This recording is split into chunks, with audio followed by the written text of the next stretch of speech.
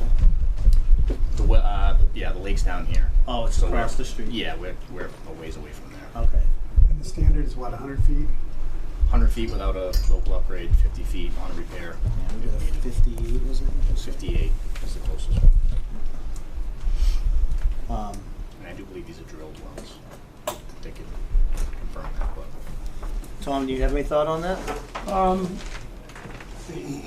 With the offsets that he's got to find a place to wiggle it in there. There's an existing house on the property. So it's a matter of we're greater than 50 feet from all of the wells. And that's the initial criteria. Until 1978, the rule was 50 feet. 78, they changed the rules to 100 feet, but in 95, when they upgraded the rules again, you could get variances before. Now the variances are just called local upgrade approvals. Anything between 50 feet and 100 feet, now you need the local upgrade approval. And in order to get a local upgrade approval, when it affects the abutters, that's why the abutters had to be notified. Yep. If it was just his own well, the abutters wouldn't be notified. Right. But it's affecting all of the other wells within the 100 feet. So you're comfortable with that system? Yeah, this is in this type of a neighborhood where they have postage stamp lots. It's the best that you can do. Is there anyone here concerned about the 5 Pine Lane? Yes. I am. Okay. I just want to know who's the 58 feet? that one was Carl. That's 53 South Charlton Shore Drive. That's us. Okay. I'm the one. I'm next door, and my well only goes down 96 feet. That's what I'm worried about. Just And is for it's a downgrade. for We're on the We're water. down. This We're- is across the street. do you have a bedrock water supply? It's a drilled well. Yes. Yes. Okay. Typically, bedrock water supplies or drilled wells are not affected by groundwater unless it's in such close proximity and the annular space around the well is really pretty porous and loose that it might affect the well, but it's not likely that it will either. If it was a groundwater well and it was like a hand dug well or something like that, well, that makes a big difference because now you're picking up the same water supply that he's discharging sewage in. Your water supply is down here, and the septic system's releasing up in here. And two things happen. Number one, it's a different water supply altogether. His is hitting an aquifer movement and is typically going to be carried off in the aquifer, whatever way the soil hydrology and the aquifer moves. The bedrock water supply is typically moving through fissures or cracks in the bedrock itself. The likelihood of the two contaminate. We look at the hypothetical. Hypothetically, you could drill a well right through a septic system and it shouldn't affect the well. But the state uses a 50-foot offset with the hand dug well. I mean, with any well, they use a 50-foot offset. The standard they use now is a 100-foot offset. So we're kind of stuck. If we didn't have any lots that are that small, and we didn't have proximity problems, they would have just gone with the straight 100-foot rule and that's it. But we have a lot of lots that are pre-existing non-conforming that we can't possibly get 100 feet because the dimensions just don't allow it. And to take somebody's rights away for building or repairing a lot next door to yours, it's what's called doing manifest injustice. You're taking the people's rights away from the using of the lot, especially when it's greater than 50 feet. There's a lot of safety factors involved in it. If you want to, and what you should do, it's greatly recommended. You should be testing your own well every 5 to 10 years anyhow. But For coliform. for virtually, yeah, pretty much everything. But in this Because case, they can also be putting in a septic system. They can be putting rare metals. They can put all kinds of stuff down their septic systems that could affect it. So I think the concern though is a lot of the words might and probability, and we get what you're saying in terms of the odd size lots and water testing, while I can appreciate that.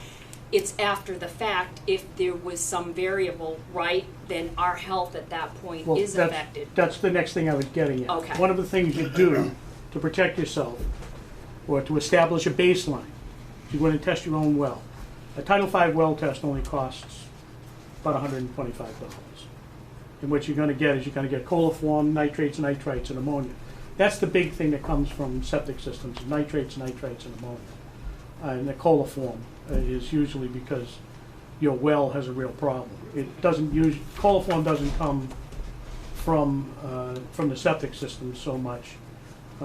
It's telling you that you got a cracked well, or you got something else, or a dead animal in it, or something like that. And there's a possibility, you know, your well cap might not be sealed. The animals would get in there and. I am more worried about the possibility that none of that is the case, Right. and it's coming So from the what you do is septic. you establish a baseline by testing your well, and you hang on to it. Anything happens, now what we can do is we can go back and test by putting a tracer into the alleged offending septic system, and we can test your well to see if it's getting from point A to point B. We had to do that 2 or 3 or 4 houses down from here, was right in that vicinity. We had to put Right, the they use a dye, or they use a radioisotope, or they use, they use a bunch of different things. Okay, so there is a process that you can go through, and that, my other question would be, so could you talk a little bit about the protocol from the Board of Health standpoint in terms of oversight during this process? I would, just logic tells me yes, if you could just maybe talk a little bit about that. There's a couple of things that happens. First, it gets dug out. He would personally come out, inspect to make sure that they got to the proper depth and Okay. that the soil's proper. Then the installer, who has a license with this office, installs the system. We don't have, so far, we don't have a habit of any bad installers in the town that are licensed with us, because if they did, we obviously would address that. But you have a professional licensed installer go out, install the system as per this print right here, or the approved print, if this isn't it. Then after that's done, Tom comes out a second time before it's covered over to make sure that indeed what he sees in the ground is what was on the print. And then when it's all done and said, the engineer comes out, and sometimes the engineer comes out prior to, but generally speaking, the engineer will come out last and take the measurements and the offsets and do an as-built of the system. And Tom comes out for the third time to make sure that all the soil is growing grass and that everything looks, there's not erosion going on and everything. So we actually, this board goes out 3 times, and the engineer goes out a minimum of once. You go out twice? Yeah. And he'll go out twice. So, and I can tell you, I've been on this board for 10 plus years, and every time a variance comes up, and it's usually the people with the well that are concerned that they don't want to be drinking Of course. sewer, Of obviously. course. And every variance we've ever given within that 50 feet, we've never had an issue on my time. So I believe that the state reg of the 50 foot is adequate. There was one right around the corner. It was a different scenario, but there was suspect that a system may have been leaching into a water supply. We put, was it purple dye or red dye into it, and then waited and saw, did it come out or not. And so there is, if there's suspect or, that there's a problem, there is a way to trace it back to the smoking gun, if you will. Could you articulate where the leach field is going to be on that property? So he has a print of it right here. And so let's do it this way. All right, I'm gonna do it, we'll do it this way. So your house, this is South Charlton Shore. So this is Pine Lane right here. Yep. So this is on the corner. So the system is in this corner here, Closest to our, closest to this house here, Carl's house. right. That sounds, yeah. Okay, yeah. And is it So more it's to in the the- back, or is it No, more it's right toward to the front. front? It's Looks right like the on edge of the road. South Charlton closest. Shore Road. It's right on the road. And how It's right far is right our across well the from street. that leach field? 58 feet. That's 58 feet? It's 58 feet to the breakout, Jay, or is it to the first pipe? To the edge of the system. to the edge of the system. So when they put the pipes in, they have like Pipes another couple feet in. a couple of feet in. So you're probably from the pipe itself 60 feet.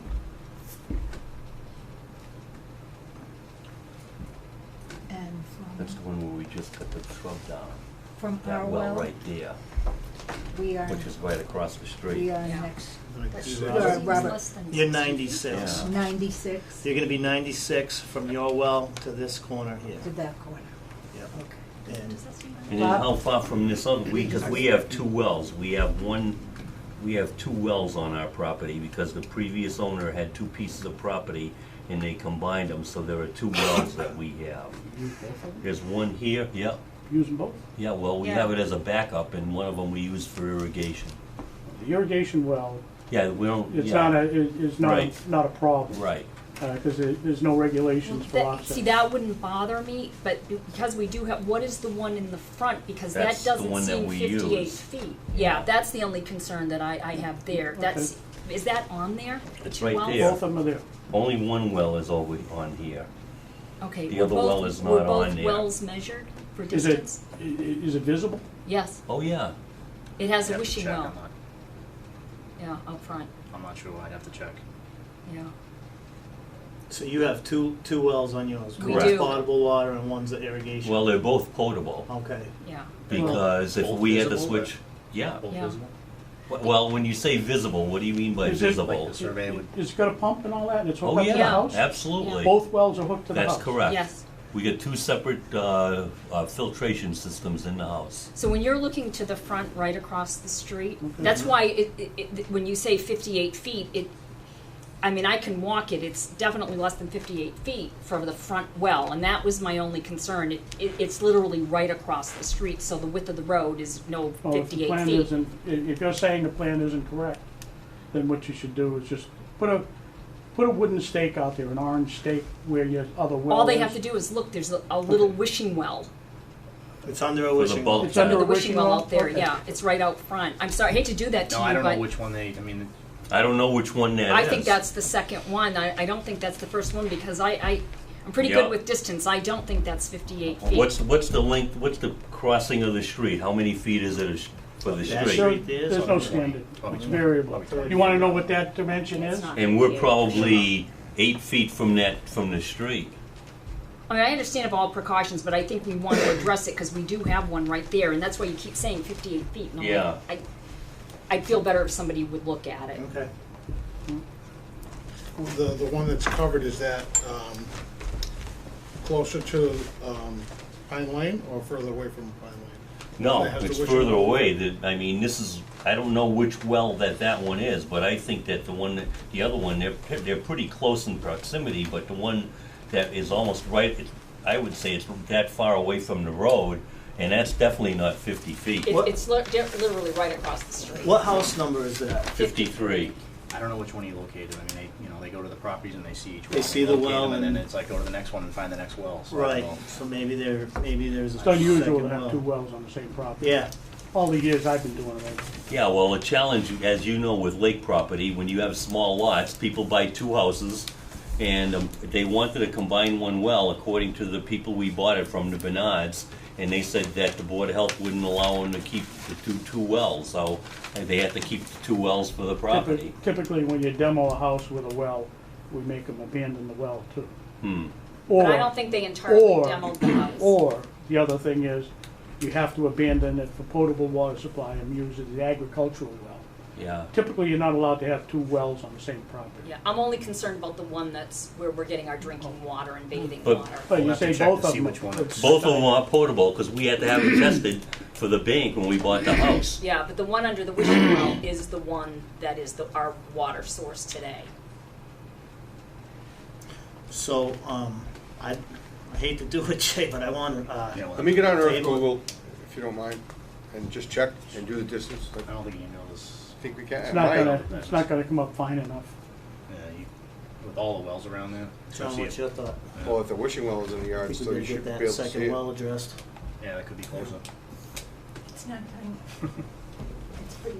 I mean, it looks like there's It's room a to good shift, size, yeah. shift the system over to. Yeah, I mean, if it is closer, we That way, could yeah. squeeze it towards, close to the other wells if we had to, but Yeah, we'll right. have to take a look. So, you guys had a lightning strike last night over there, Oh, we did? somewhere in that area. Hmm. There was one big boom, I There know was that. one big boom. There's a pine tree split hanging over the wires there somewhere. I was just down at our house before I came here, it wasn't our house, so I gotta go No, it disturb wasn't. it, so. We heard it. you would have So called. this is Yeah. gonna be It's per, Right. around there. If there was a tree down, we Yeah. would've let It's you know. not down, It's- it's still up, but There's a it's, big one across the shattered. school, and Is this down gonna in be the 2 water weeks? side. Did you see him? when you One meet across again. from Cracker Hill. What's your construction schedule? trying to get it done. Nobody wants to, schedule work without permits, so. That's good. Yeah, no, I mean, yeah, you know what I mean, so. I mean, we I'm don't wanna trying to hold you get guys the- up, we're but trying to you get have to this understand in. our concern. Yeah, If no, it yeah, wasn't, Yeah, I we mean, understand. It's yeah. not a problem, it's just, Yeah, my concern is if it is not this 58 footer and it's one that's less than the 50 feet, then this board probably wants to have a different discussion on it. Yeah. I would hope so. Yeah, Now look, so, So, Excuse me, I don't know who, if he's the engineer, the contractor? yeah, he's the engineer. Okay, Yeah. and you're the contractor? No, I'm the property owner, Pablo's brother. Oh, you're Pablo's Yeah. brother, okay, Yeah. all right.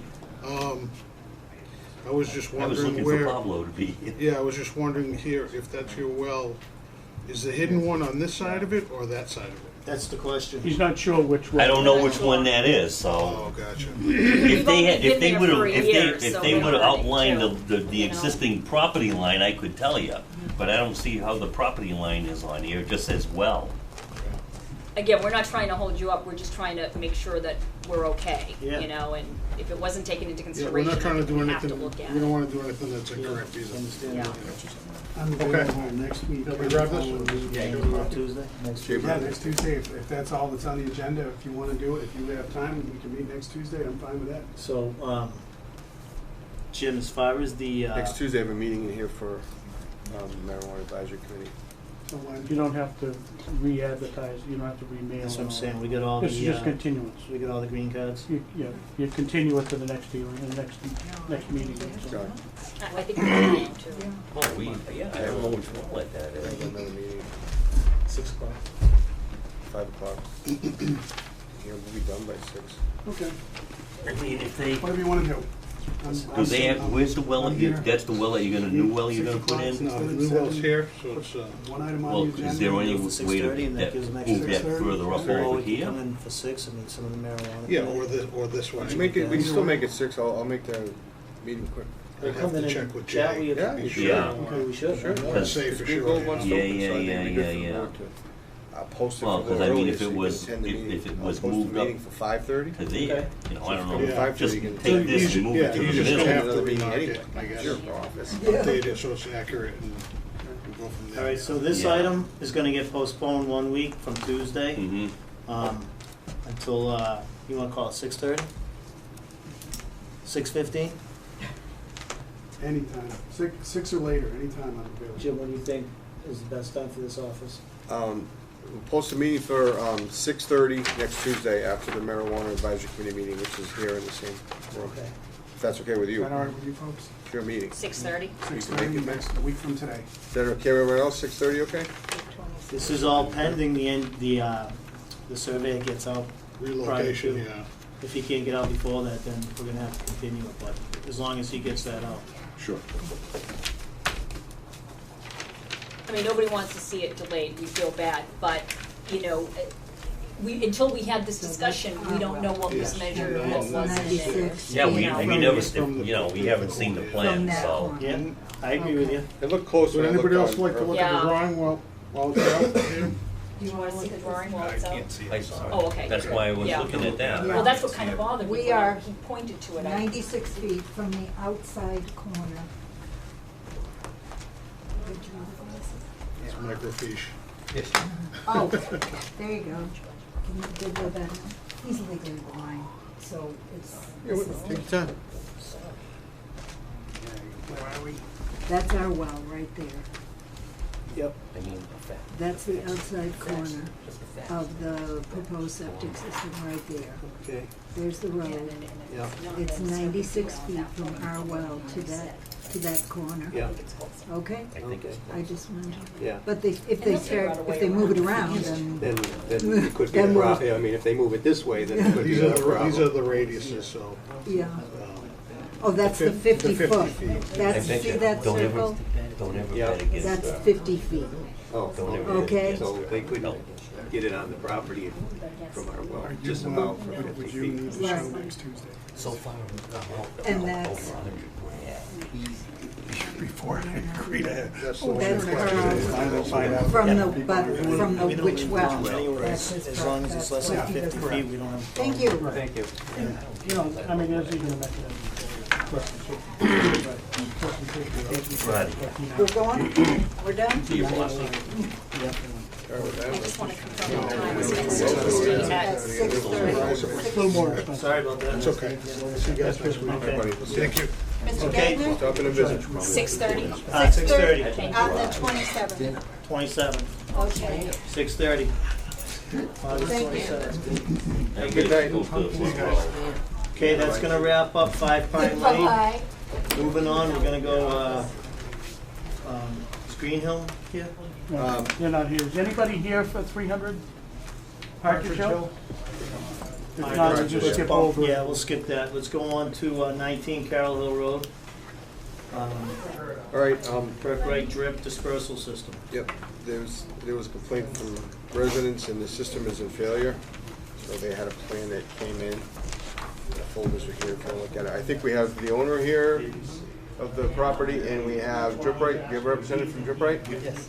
And I think DripRite's here to explain. The engineers here, the designers.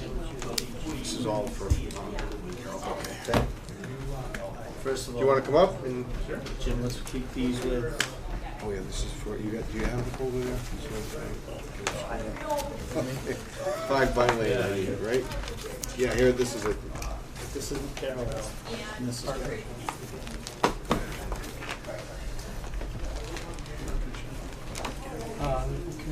Carol. Carol. Okay. Come on up, sir. You're the owner of the Get the property. hills mixed up. Yep. Bring your chair up. Okay, so I'm not that familiar with what's going on, so I'll tell you what I think my side of the story is here. You're the owner of the property, and you are doing septic system upgrade? That's right. Okay.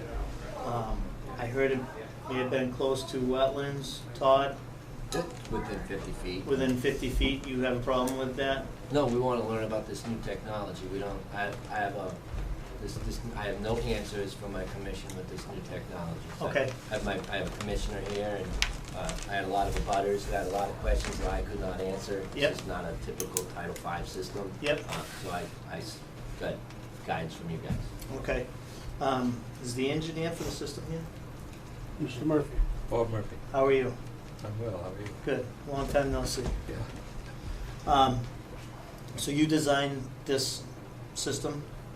I worked in cooperation with Oakson I designed the site work. I flagged the wetlands, did the survey, topography, perk tests. Basically, I gave Oakson folks all the information necessary so that they could install this Perk-Rite system Okay. on the property. The actual dynamics of how the system works is determined by them, and rightfully so, because it's a fairly complicated system. So they want to make sure it's installed right and that it's properly maintained, so they handle that end of it. What my office did was to provide a platform for them to install this system on. Okay. And, Just curious, but why this system as opposed to a typical stone and pipe or sand and pipe system? well, we found when we did the initial soil evaluation, the lower part of the property had been filled with what we call unconsolidated fill. Just everything in it, Okay. bricks, stones, trees, whatever. And the groundwater was fairly high in that area. When I say fairly high, anything within 30 inches, we consider that to be high. So Tom Purcell was with me when we did the evaluation. And generally, two heads are better than one. So we kind of kick around the ideas. What alternatives do we have to develop a system where, number one, we have high groundwater, we have fill, which has to be removed, replaced, and we have nearby wetlands. And what we have determined through the technology that's available to us is that the drip right system, Perk-Right system, was the best system for this particular area. It provides the most protection to the groundwater. And I will let Dan is with us tonight. He can explain a little further, the actual, the way the system works. Sure. But it's a cooperative effort between Oakson and whatever engineer is doing the work. We essentially provide the engineering to, for instance, to remove the soil, inspect the soil, make sure that it's taken out properly. And then we create in this case here, a bed of sand. And then they install the system on it with the components. Okay. And, so, we basically, our responsibility is, number one, make sure that the survey is correct. The soil evaluation, that information is correct. And then that is given to Oakson. They determine, based upon size of the building, number of bedrooms, things like that, what works. But it's a,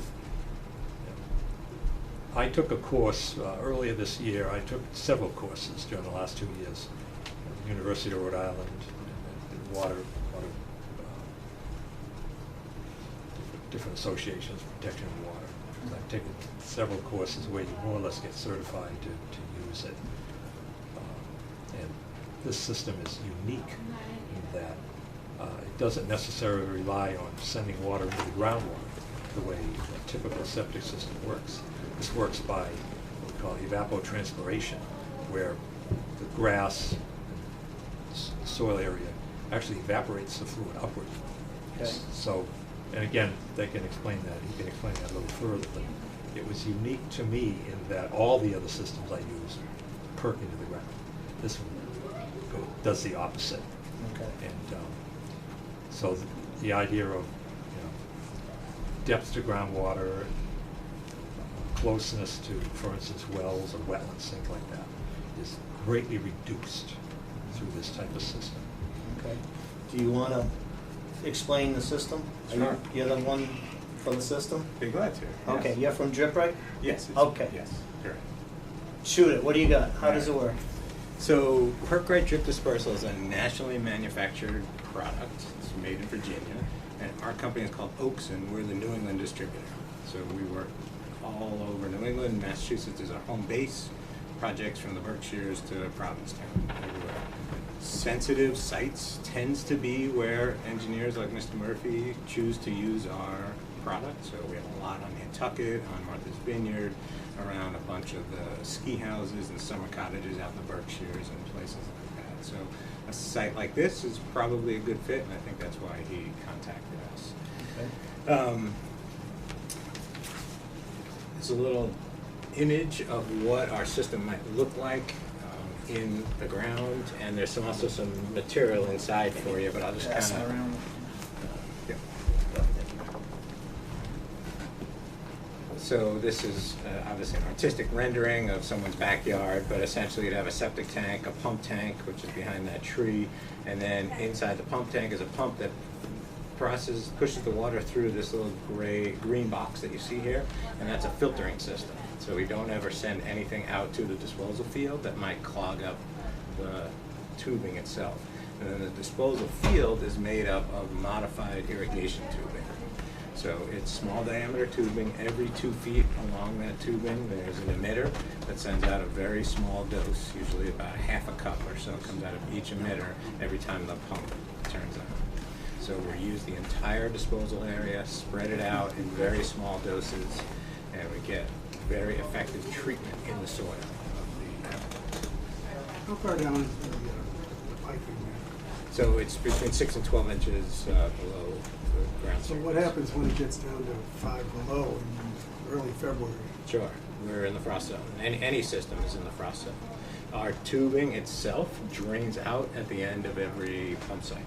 So if the tubing stayed full, like a sprinkler system or something, we obviously wouldn't be using that here in New England. at the end of every pump cycle, whatever's in all this tubing just drains Can out you into hear the him? system. I can. No, I can't hear him too good. He picked up a little bit. Come on up. Be Anybody nice. wants to come up, come on up. Yep. No, you guys are all back in the hand. Want to sit up Come closer? sit in my Sit up chair, I'll sit over closer. here. I already know how the system works. Can you hear him, Todd? I'm having a hard time. Yeah, why don't you get up there? If you're- Okay, so I guess the consensus is if you could speak a little bit louder so these guys Not a can. problem, Mr. Chairman. Not a problem. Did, Good, and they don't even whisper. No, I. do you guys need us to back up on anything? Did you guys miss something? I'm still on the 5 below 0. 5 below 0, that's where we left off. Heard that. That's the part I'm here for. Okay, did anybody miss any of how it works so far? Do we need to repeat, go back, or? Okay, so, yeah, as you said, every septic is in the frost zone. So there's no concerns, it drains out, so it will not freeze. John, what other question did you Well, have? that was my main concern.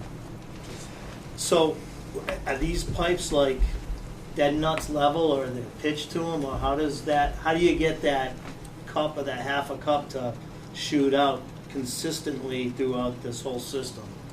How does that work? Sure, excellent question. So the tubing itself, every 2 feet on it, there's a device inside of the tubing that controls the application rate. So the pump is going to pressurize the tubing, fill it all up, and then every 2 feet there's a small little hole, and the effluent just dribbles out.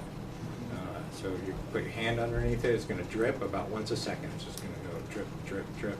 But really interestingly, it's at about 40 or 50 psi. So if you actually put your thumb on it and try and hold it back, it's going to work its way around your thumb, which is really pretty neat.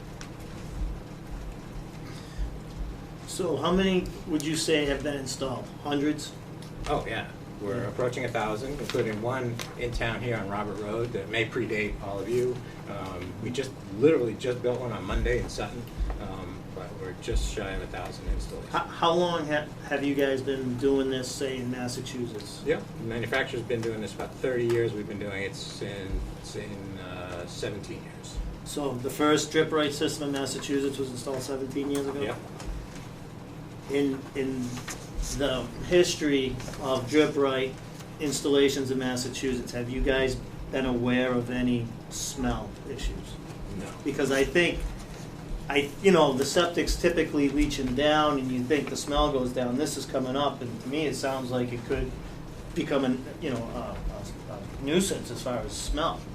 And I think that may be some of what the neighborhood's concerned with. So I can assure you, we've never had a complaint or a concern about odors. There are, in one irrigation box, there's going to be an air release valve that's going to be flush with the ground surface. If you took that cover off at the time that the pump turned on and the air was being pushed out of the force main, you would smell effluent. That's the only time I could envision that being the case. Otherwise, the tubing is in rich organic soil. There's all kinds of microbes to eat it up. It's intentionally a very healthy ecosystem. Did I hear that these things are on like a maintenance program? So there's is there a contract that the homeowner has to have with your company or the installer to make sure everything's working properly? So that's correct. So once a year, someone who is trained by us and who is also licensed by the state as a wastewater treatment plant operator needs to come by and check on it and do a preventative maintenance visit to make sure it's properly functioning. Are you aware of any systems that have been installed where the homeowners say, not doing it? So, how do you police it? So we do our best. Ultimately, it's up to the board and its staff to enforce it on this, or there's about 20 other brands of advanced type systems. All of them require annual maintenance. Okay. So that's ultimately, unfortunately, we try and do our best. In fact, literally today, our administrative staff is chasing a person down in the town of Dover to try and make sure they get a maintenance agreement. It's in everybody's best interest. And we don't even do it. It's not money for us, but we want to make sure that everyone has a properly functioning wastewater system. Right. But I mean, obviously, the inspectors that come out, that's got to be a fee. So if the homeowner says they don't want to spend the money, the companies are going to stop coming and inspecting this. I think that's one thing that this board needs to look at as far as if, you know, these systems are installed, what's our mechanism to make sure that they get proper, you know, annual inspections? So I can answer that on several fronts. One, Sure. any system, any property that has our system or any of these advanced systems requires a notice to be placed on the deed so that future owners know that it needs to be maintained. Mm-hmm. Secondly, the companies that do this work want to have repeat customers. So Yeah. they will often go after Mr. and Mrs. Jones and say, hey, we haven't heard from you in over a year, what's the story? Because they want to keep their book of business. Yep. And I have seen a number of the companies that we've trained that when it gets to the point where people have not responded favorably, they turn to the health inspector and say, hey, Title V says this is supposed to be maintained, and it is ultimately, you know, the board and their staff's responsibility to require that. Those situations are incredibly rare. It's way less than 1% of our technology. Mhm. I can't speak for the other technologies, but way less than 1% of our systems that people don't do any preventative maintenance on. I mean, at this point, I'm just concerned about the one on Roberts Road and the potential one at 19 Carroll Hill, you know. Jim? How many multiple family, if I may, Mr. Chairman, this is a multiple family unit. Do you put them in a lot of multiple family? You're talking about single family on Roberts, because this is, Yeah. you know, 14 bedrooms. Yeah. So if you look in the package, I have a list of all of our larger projects, a number of large apartment complexes and smaller apartment complexes, you name it. We have a range of residential type settings. Todd, what's your comment? I had a couple of questions on the effluent. So the effluent's treated through evapotranspiration, correct? I wouldn't say it's treated through evapotranspiration. The small doses, high in the soil profile, there's a lot of oxygen, allows very active soil microbial activity to occur, and that's where most of the treatment occurs. The moisture itself, some of it is taken up by vegetation, some of it evapotranspires. In the winter, obviously, you get a lot less of that, so that's seasonal in nature, but most of the treatment actually happens in the soil itself. So in the winter, during these extreme cold times, when we have extended power outages, how are we keeping this system wet and in a state that this biological activity will be occurring for extended periods of time? Yeah, you won't be. Or if people go away on vacation, you won't be. It's just not, it's not possible for that to occur. So then so in the middle of winter, if we're not having this, the plants on top of the system would freeze.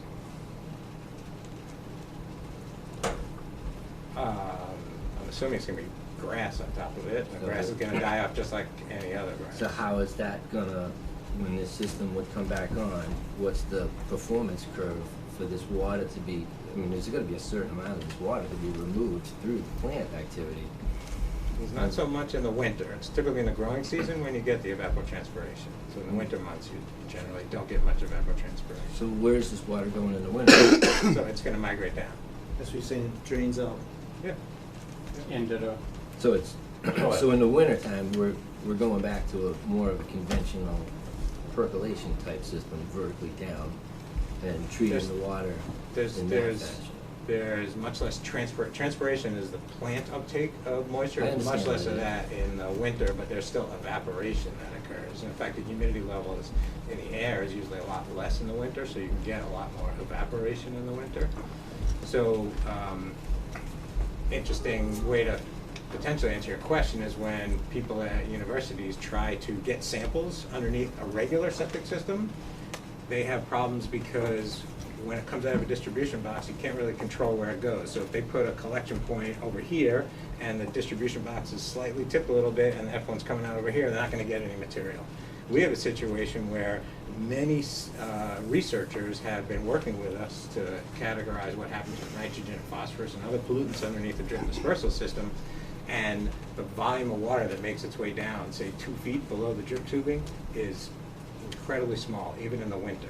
There's a lot, it just spreads out in the soil, it ultimately evaporates. You do get some downward migration, but the researchers have real challenges actually getting samples of water that they can analyze throughout much of the year. So the key to this system is the the area of it, the surface area of the system, correct? Yeah, so the surface area is the same as a Title V leach field. So if this were undersized out of the box, like, if we didn't have the right design ratio for this system would be challenged from the get-go, and then in the winter it would be in a less than active state and probably treating less than optimal levels. So say somebody designed it for X and there was more usage, is where I'm going. Sure, that's the case with any septic system. Somebody designs a 3-bedroom for 330 gallons a day and 8 people move in there, there's a risk with that, sure. Yeah. And what's this one designed for right now? Bob, what? 10 bedrooms, 10 bedrooms. 1,100 gallons a day. 12 gallons a day. 12 bedrooms. So it's designed for 10 bedrooms? There's 12. You said 11 or 12. It's I think 12, Is that what it's designed for? but it's designed for 10. That's what he told me last meeting. So on record, we got 14 by records. This is a 14-bedroom unit. So if that's only 10 bedrooms, we're missing about 4 bedrooms, or maybe say 440 gallons, unless there's some type of ratio I'm not following here. Would that be a significant enough decrease in the size to not allow that performance just by this discrepancy in bedrooms? I'm mainly worried about during the winter time, under worst case scenario, that I have power outage for an extended period of time. May I, this power outage, it's not gonna work anyhow. System's not gonna work, neither is the well. Right, Not but gonna be full. it's gonna turn back on, Tom, right? Well, again, there's no flow of water, there's no sewage, there's no movement of anything. Everything becomes, you're not gonna be pumping water, and you're not gonna be discharging anything. There'll be no water in those lines, nothing to treat. All right, so I get The that. system, So I'm still going with the total time that it's cold. So if it's completely 5 below zero and we have an extended power outage that doesn't have a backup power source to keep this effluent in the field, to keep the field warm, the vegetation will die off. So there would be less than peak performance on this, and more of the water would have to go down than go up. Right? So there'd have to be you're a making a lot of performance. suppositions, I'm not a, I'm saying there has to be a I'm not buying. performance Mr. Chairman, curve Mr. on. Chairman, may I speak? Bob, go for it. I have a letter from the Department of Environmental Protection. They have reviewed this system along with many of the systems. You have to go through an extensive program where they test these systems for years. Initially, it was a remedial system, as a lot of the systems are. They're tested by using them in the state under different conditions. There's a lot of hypothetical information being tossed around this room for the past few minutes. It does not apply to this system. Okay. This is an approved system based upon conditions that are found in Massachusetts. They're approved worldwide, I believe, in other situations. But a couple of other points that I wish to make here. These systems don't freeze, number one, unless you have someone pouring alcohol or something into the system that's killing the bacteria. There's a 2-tank system here. It's 2,500 gallons in the primary tank, 1,500 in the secondary tank, and then you have a 1,000-gallon, minimum of 1,000-gallon pump chamber. The biological activity that occurs here keeps the water warm. In fact, anyone who has a shallow septic system in the middle of the winter, you'll see there's a thawed area where the grass is nice and green. That's the heat that's produced by bacterial action. That bacterial action keeps the water warm as it goes through. The water, it's not like a system in a radiator where the water freezes if you don't have antifreeze or whatever. It's drained every single time you run the system through. The water doesn't stay in the pipe. It pressures up, drains out, and then the fluid goes. Any additional fluid can be taken back to the tank, but it does not stay in the pipe stagnant. For instance, like you say, the electricity goes out for a couple of days. Number one, as Tom Purcell mentioned, I've been working with various types of systems with pumps. Electricity goes out, the pump is off, the well is off, there's no water going into the system. The other point is that the systems they're not freezing because they're open. They're wide open. But again, Department of Environmental Protection has reviewed this system based on many different scenarios that you would find in New England, and they found it to be, again, acceptable. The reason being is that they function better than your typical, first of all, cesspools, field systems, which are designed to fail. This is a system that's designed not to fail. So it does have to be maintained, like any system of this nature. It has to be maintained. But all these hypothetical questions I've seen appear to be coming up. I, for one, fully agree the system has to be designed based upon the number of bedrooms. Right. I'm not here to dispute that. Right. If you have evidence of a certain number of bedrooms, the system has to be designed for that because it's volume. We generally use bedrooms as a guide because we anticipate 2 people per bedroom living in that system. So you're basically 55 gallons a day per person, 110 gallons for a bedroom. Generally, we find that works. Usually it's less. 4-bedroom house does not have 8 people living in it, generally. Apartments do. This is a different situation. Okay. It's apartments. So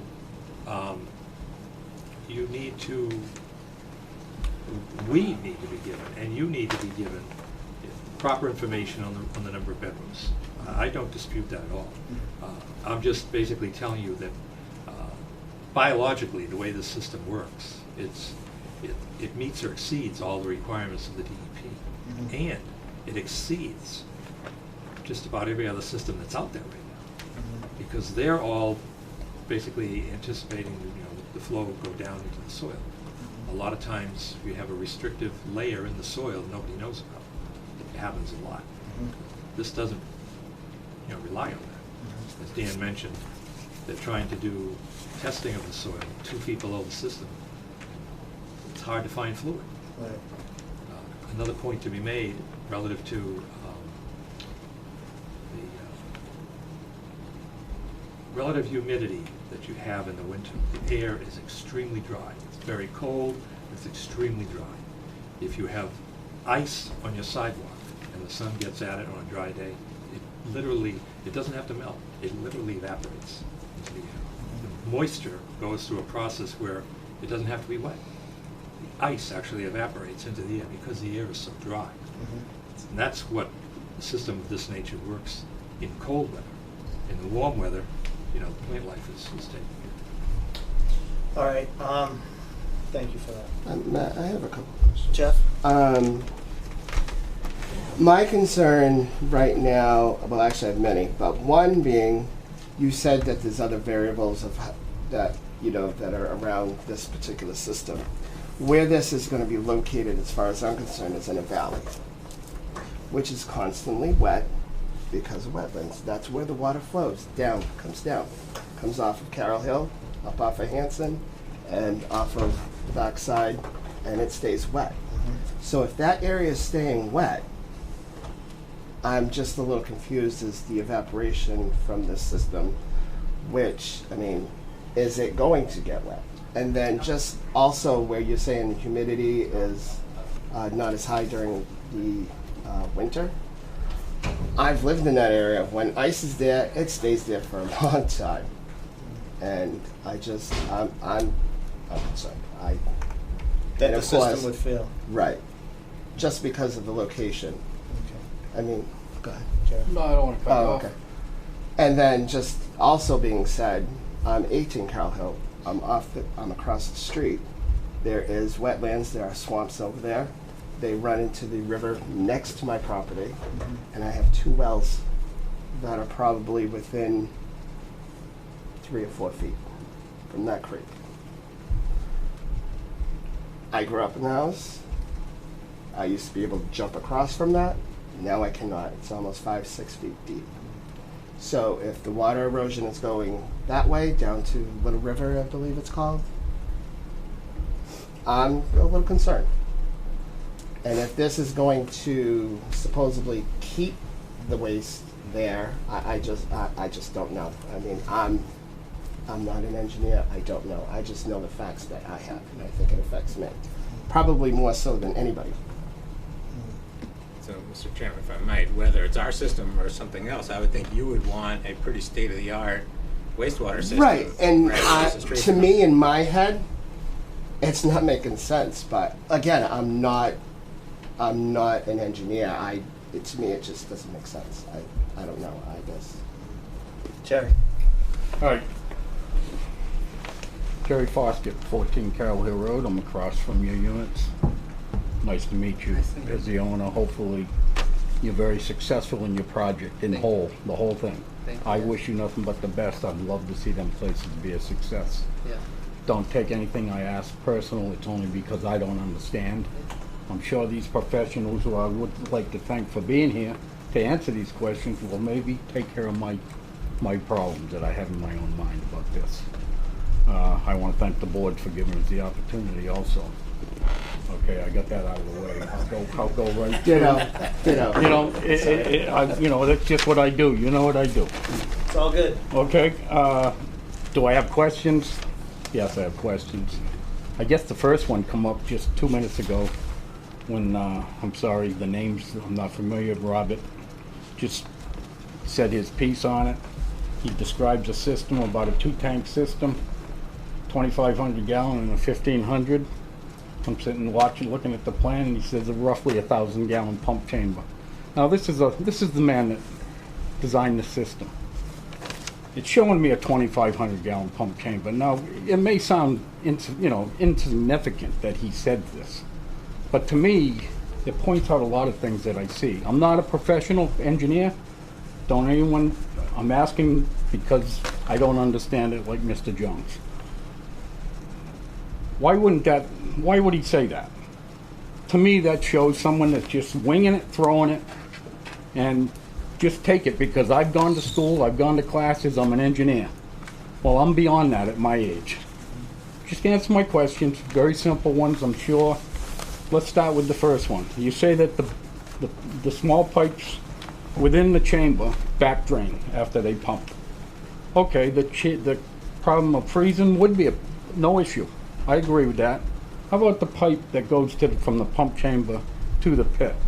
Does it back drain all the way down to the pump chamber, or is that open for freezing? If, say, an electrical outage and it's sitting there in the ground, in the frost, I'm just curious. So you're saying from the pump chamber From the pump chamber to the pit. I'll call it the pit. That's lack of a better word. The filter. It's a 2-inch, what size line are we? It's a pump line from the 2,500 gallon pump chamber. Goes up to the pit where the water is absorbed or put into the... Okay, what about that line? Does that drain off also back to the pump chamber? That's for you. Be glad to answer, Mr. Chairman. So the force main from the pump goes through our filter. That filter sits right next to the pump chamber. From there, it drops down below the frost line, goes along, in this case, along the buildings, and then when it gets to the drip field, that's what it's called, the drip field, it's going to rise up through the frost zone and then be able to feed the irrigation system. So you're telling me the facts that anything that's within frost, or possibly within frost, drains back. No, I'm not. Has no water. No, that's not what I said. Okay. I'll ask it. It drops down below frost, goes out to where the drip field, and then comes back up at the drip field. It does not drain out. It stays as it is.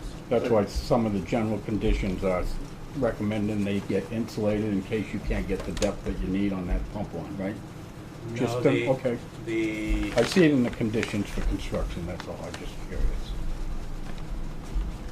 The insulation that is going to be placed is going to be on the pipe that goes from the hydraulic unit down to where the force main is below frost, and where it comes up again at the drip field. Those two sections are going to be insulated. the main length of the force main will be below the frost line. Okay. Also, when I first heard of this system, in my mind, this word, it's not evaporation. There's another word for what's actually going on. Basically, what was said at the conservation hearing by Robert, again, don't recall the name. He's quoted that the water will go into the lines, the grass will suck it up, and what's left will go into the atmosphere.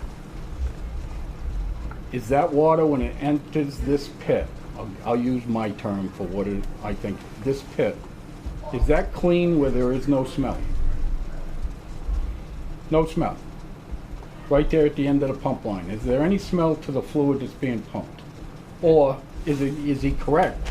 And I could be wrong in what I was told. I was not at that meeting. The minutes don't reflect it accurately. They were led to believe that these two chambers actually create almost clean water at the end of the pump chamber. Did I misunderstand, or the people had heard it, or is that correct? You're dealing with effluents, just like Correct. any other That pump chamber. smells. So at the pumps, at these pits, it's still just pure effluent there. The terminology is, it's sewage is what it's called when it comes Into out of the- the building, once it gets settled inside of a septic tank, or in this case, a series of septic tanks. And it's then, effluent? and then it gets retitled as effluent, and that's what we have here.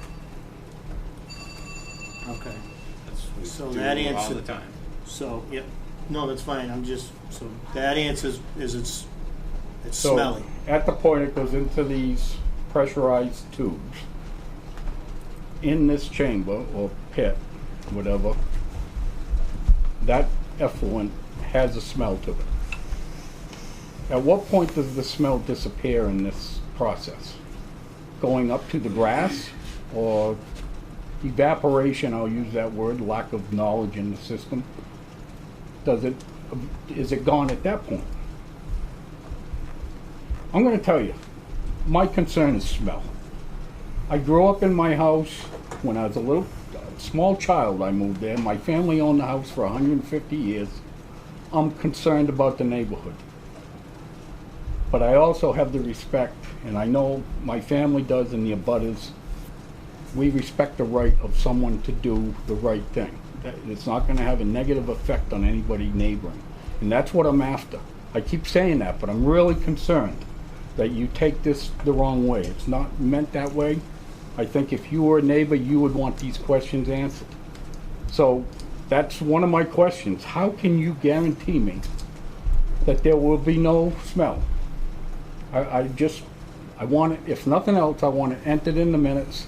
My concern has been raised, somewhat of a guarantee. How confident are we?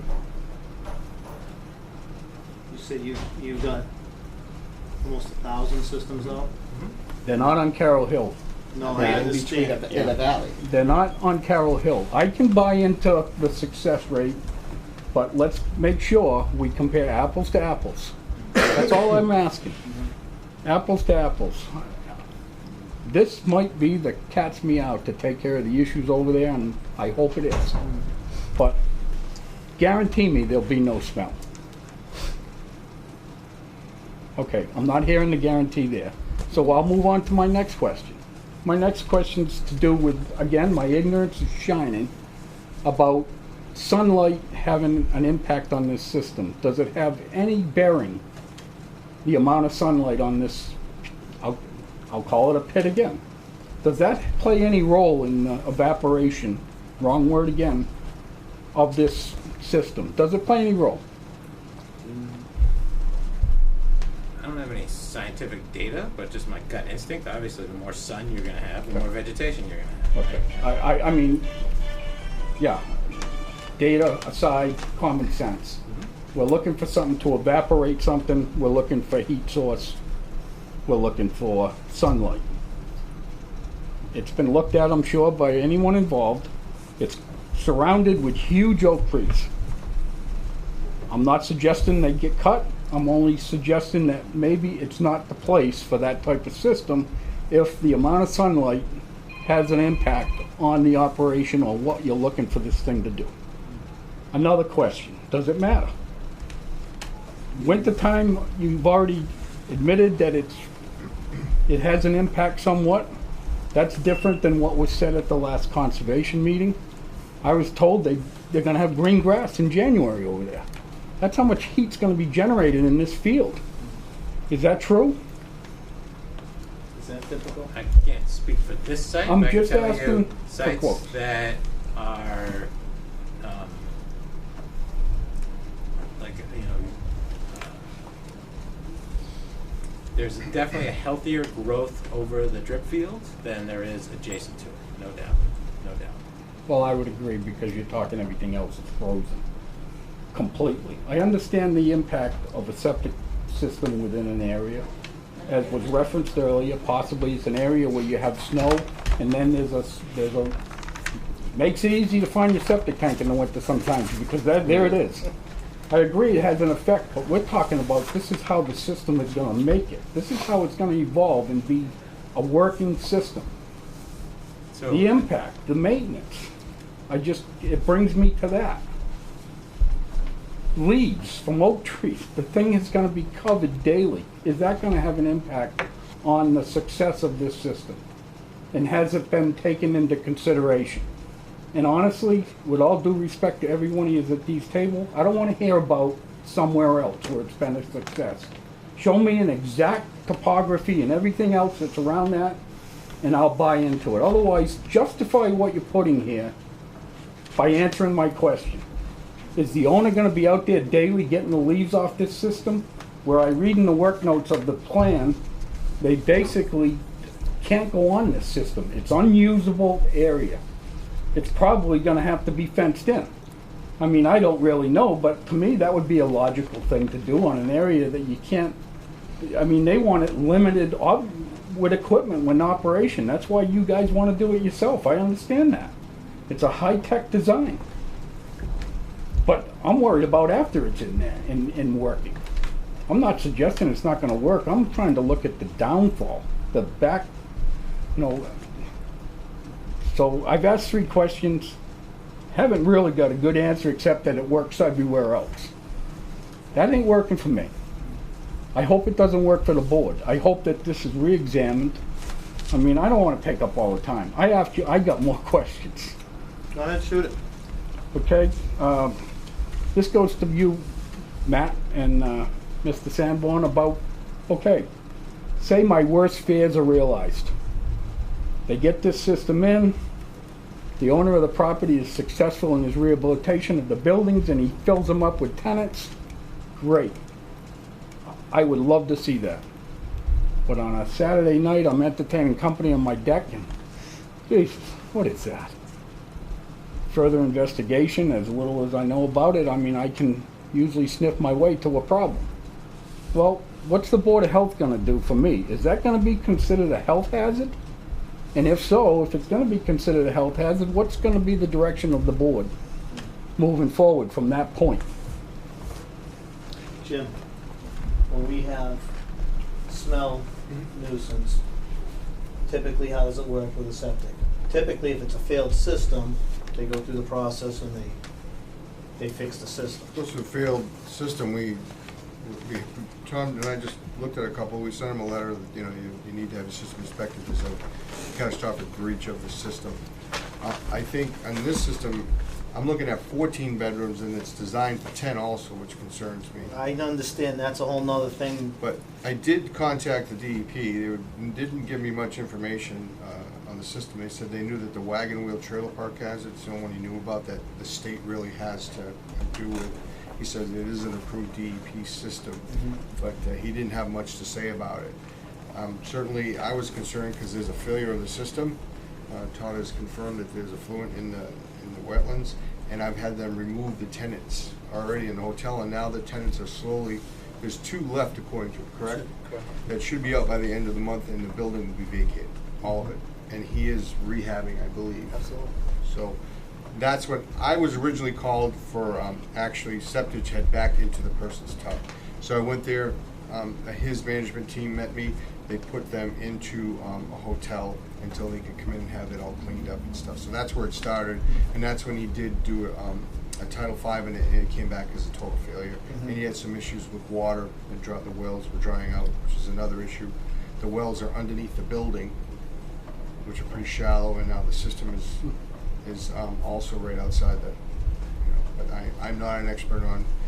Tom is the expert on the Title V. That's where we have him. But Yeah, certainly. but Mike, back to the question though. Yeah. What can this board do if it stinks? What's our action?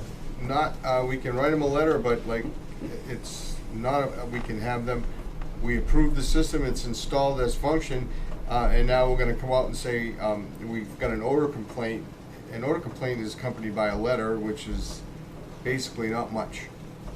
You So know? my experience in the answer to that, Jerry, nothing we can do. Yeah. Okay. We can stomp our feet, we can wish you that it So- didn't smell, but So I there's don't nothing have we to can tell do. you what I expect this board to do. Hmm. I'll go to my next question. Others can okay, Tom? Tom? Okay, you do have the power, first of all, to order them to pump it, to cease discharging. If there's an odor coming off the property, we can deal with it. You have the power to do that. If it has to be operated as a tight tank system, it's a very simple thing. Shut the switches off and make them pump it as often as they need to. That's the kind of power that you have. Okay? Okay. You do have the right, and then what you do is have a professional come in and investigate why. When somebody's having a problem like that, this is not a regular thing. That may be something, you're looking for guarantees that it's a foolproof system. There's no such thing. Right. Okay, but if you do have a problem, there is a mechanism to go after it to fix it, including, that's why the maintenance is there. The maintenance gets to examine a lot of that stuff before. What the maintenance does is it makes sure that the system is working properly. The system, first of all, does not stay wet all the time. What it does is it's a dosing system. It's the Cadillac of what DEP is looking for. DEP doesn't want a wet system all the time. What they want to do is they find, according to their farm down at the Cape, is where all the piloting is done and the research is done. And the manufacturers have to demonstrate the efficacy of all of these systems. They would rather see the best thing is that there's a pressure dosing system. They want to see something shot, let it rest. Shot, let it rest. They don't want to see a continuous drip and a continuous wet system. That leads to nothing more than premature failure. What happens is now you get the acceleration of, because it's wet, there's not as much oxygen, you get anaerobic bacteria. Anaerobic bacteria is what's called causes slime. I'm sure you've all opened up a septic system at one point or another, and you find that there's black around it. That black is called a biomat. Now, biomat is typically a layer of anaerobic bacteria that's accumulated, and if it stays wet long enough and often enough, like if somebody hydraulically loads a system, instead of being the conventional 1/4 inch or 3/8 of an inch thick, you may get 1, 2, 3 inches thick, which exacerbates the failure rate. It causes systems to fail. They're experimenting right now. We've got systems where we take and pump all kinds of highly oxygenated or aerated sewerage out into those systems. It takes a couple of years, but they do recover. As far as odors and stuff, I mean, the system, first of all, works by evapotranspiration. What it does is it sprinkles the lawn from underneath. You don't walk on the lawn, you don't get your ankles wet. It's not mushy, any of that. There's a natural migration of first of all, the roots of the grass and the plants, they suck the effluent up. They grab all the nutrients they can out of it.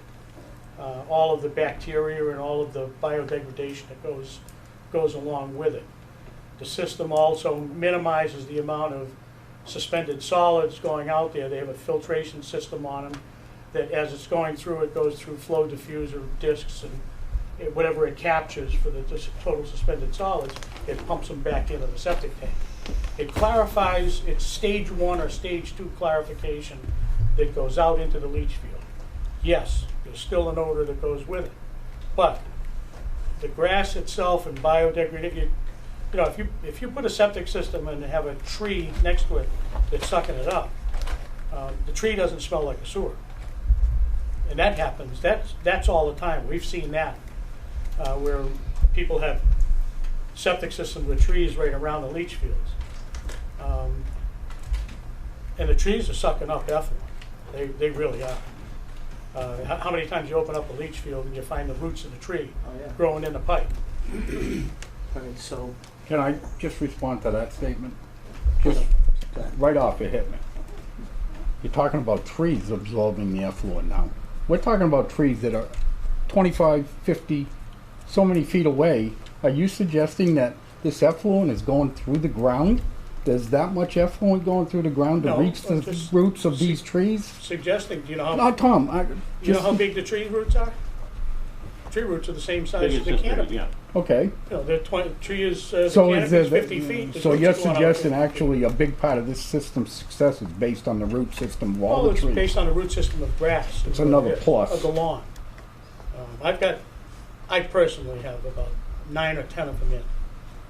And I don't have any problems with any other systems I've designed. With the same type of plate, Exactly. same units, 12 It's units. actually worse systems, worse conditions. I've got perk rates in the neighborhood of 90 minutes an inch, and they still work. So, just a direct answer, Jerry, from this Well, board. that's what I'd like to get back to.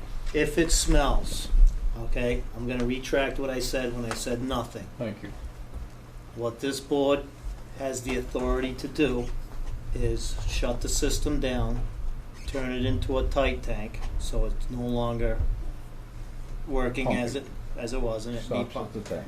Whether that's gonna reduce the smell every time the septic truck pulls up, I'm not saying that Well, I either. mean, anybody knows that when they pull the cover to pump anything, it's It's gonna gonna smell. smell, and it lingers. But that is not what I'm referring to. I think you understand. Yeah. that. I think that's pretty obvious. But what I'm saying is, so, there is a mechanism in place that this board can do that. We can shut this system down and turn it into a tight tank until we figure out what's going on. Solely based on the odor factor, period.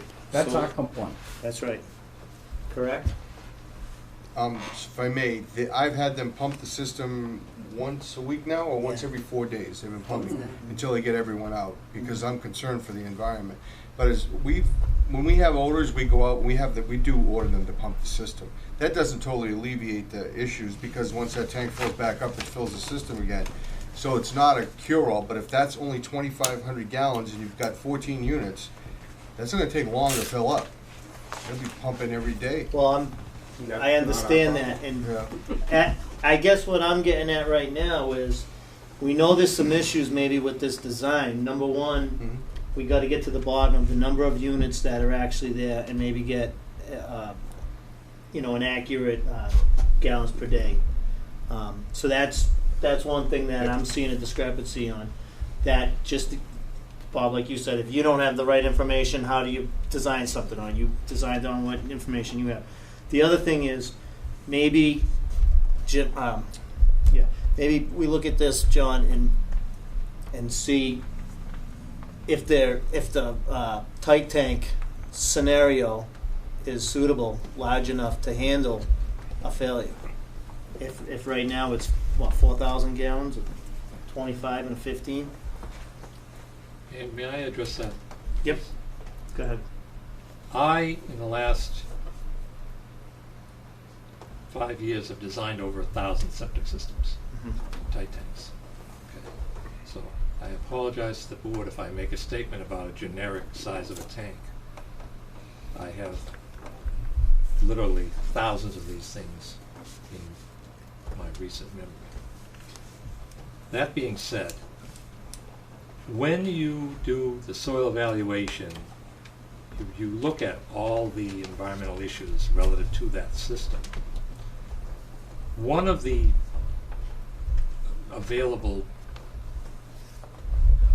scenarios is to put in a tight tank, and you feel that you have a system that just isn't gonna work anymore.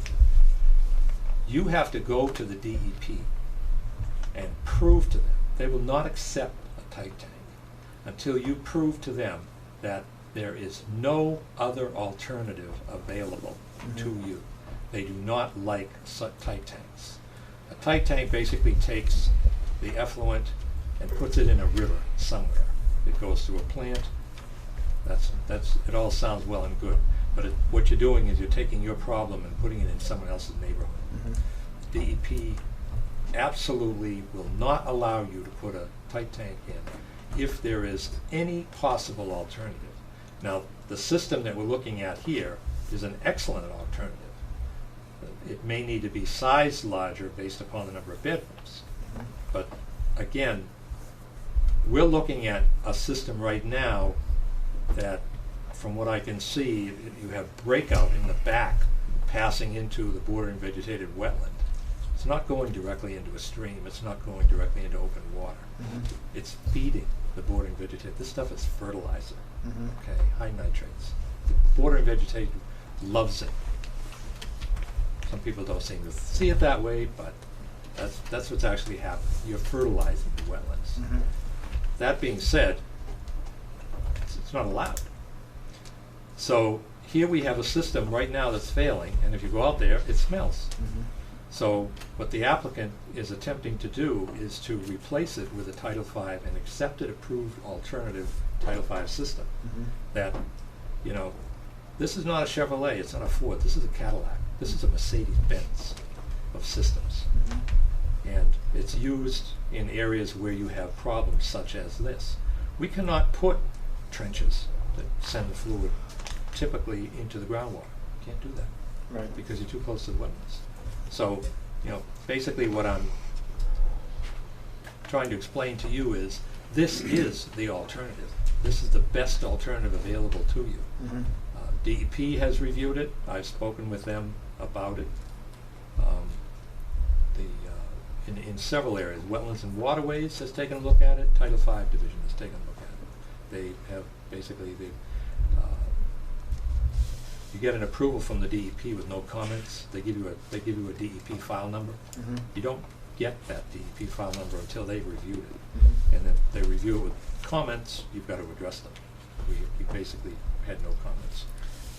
The Title V Division, they look at it.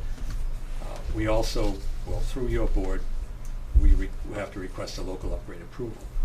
That looks at groundwater issues, environmental issues as well. So there's many factors here that have been reviewed by different departments of the DEP.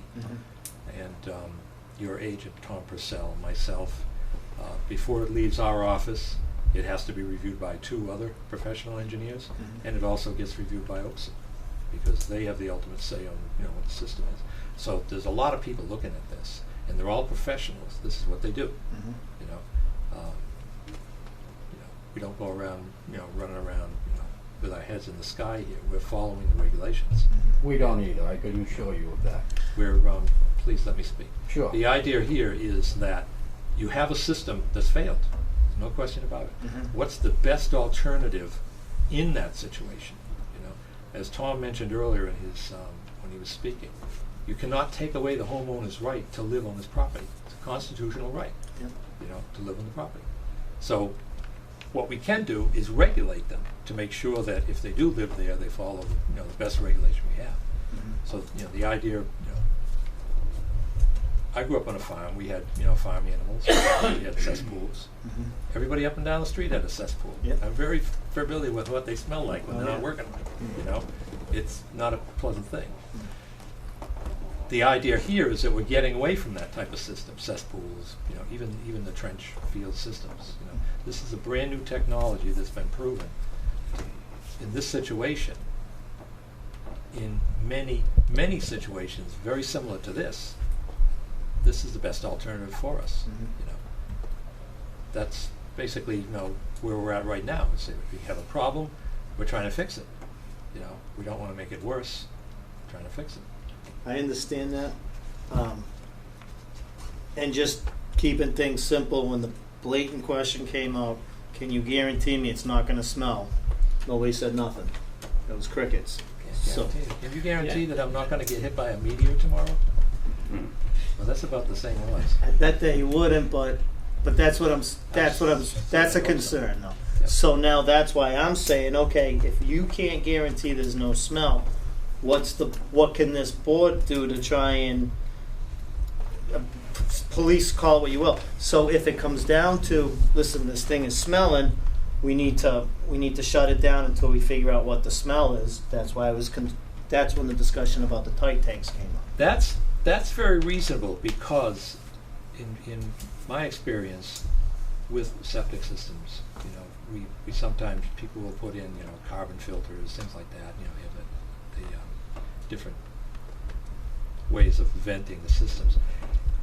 Generally, and I would say almost 100% of the time, if the septic system is smelling, if there's a smell, that generally means that you've got the wrong type of bacteria growing in the system. When you get aerobic bacteria uses oxygen, lives on oxygen, and it breaks down the material. Aerobic bacteria, if it's healthy, doesn't smell. Anaerobic bacteria, on the other hand, is lack of oxygen. It number one, it destroys the system, it kills the system, it also smells like hell. That's why when you get a failed cesspool, someone says, oh, that system stinks. It's not because it's working properly, it's not working properly. So if a neighbor comes in here and says, you know, this system smells terrible, that's a red flag immediately. There is something wrong with the system. Either it's been flooded, or, you know, it's overloaded, or, you know, people putting chemicals in it that are killing the proper bacteria, that type of thing. Mm-hmm. That if the system is smelling, it's not functioning properly. They just, if you have aerobic bacteria, which is what we call the good bacteria, it doesn't smell. If you get smell, like I say, that's a red flag, there's a problem. It has to be not necessarily replaced with a tight tank, but it needs to be fixed. You know, there could be any number of things that can happen to a system like this. Yeah. You know, infusion of a lot of water, for instance, or someone putting a lot of bleach in the system, killing the system, that type of thing. I can pretty much tell you, if the system is installed properly and it's functioning properly, it's not going to smell. And like I say, my experience, right away, you walk on the site, you know, we do a Title V evaluation, you walk on the site, you smell it, right away you know it's failed. It's failed. It's not supposed to smell, you know. Sometimes people have a vent system and they have it in their head, oh gee, the vent's going to smell, so they fill it with rags. That's the worst possible thing to do with the system. It's the opposite of the vent. Yeah. Mr. Chairman, can I Sure. interject here? I may have missed this, but current number of bedrooms for the existing apartment building is how many? 12. 12. Yeah. And what was it before? Was it always 12? When we bought it, so we bought this property as is. I was under the impression that it was 10 bedrooms. Okay. We got inside 3 out of the 8 units. So it's 8 units in total. Okay. A couple of them people lived for a long time, 25 plus years, and when we just weren't allowed to go in those units. So we took it as is, including the septic and everything else. And so now that people vacated, we have 2 left in the building. It looks like it's in 12 bedrooms total. 10, 12, 14. I'm looking at the plan and the current failed leach field versus what is proposed, which is 53 feet by 66 feet. It's roughly, this new system will be taking up about 5 times the area of the old system, correct? Not necessarily. You're looking at the system that's in the back. Yes. There's a tank shown here, existing tank, which is going to be abandoned. Okay. That's feeding this area right here. There's also another system down here that's being fed by the building in the front, and that appeared to be pits, old pits that had been.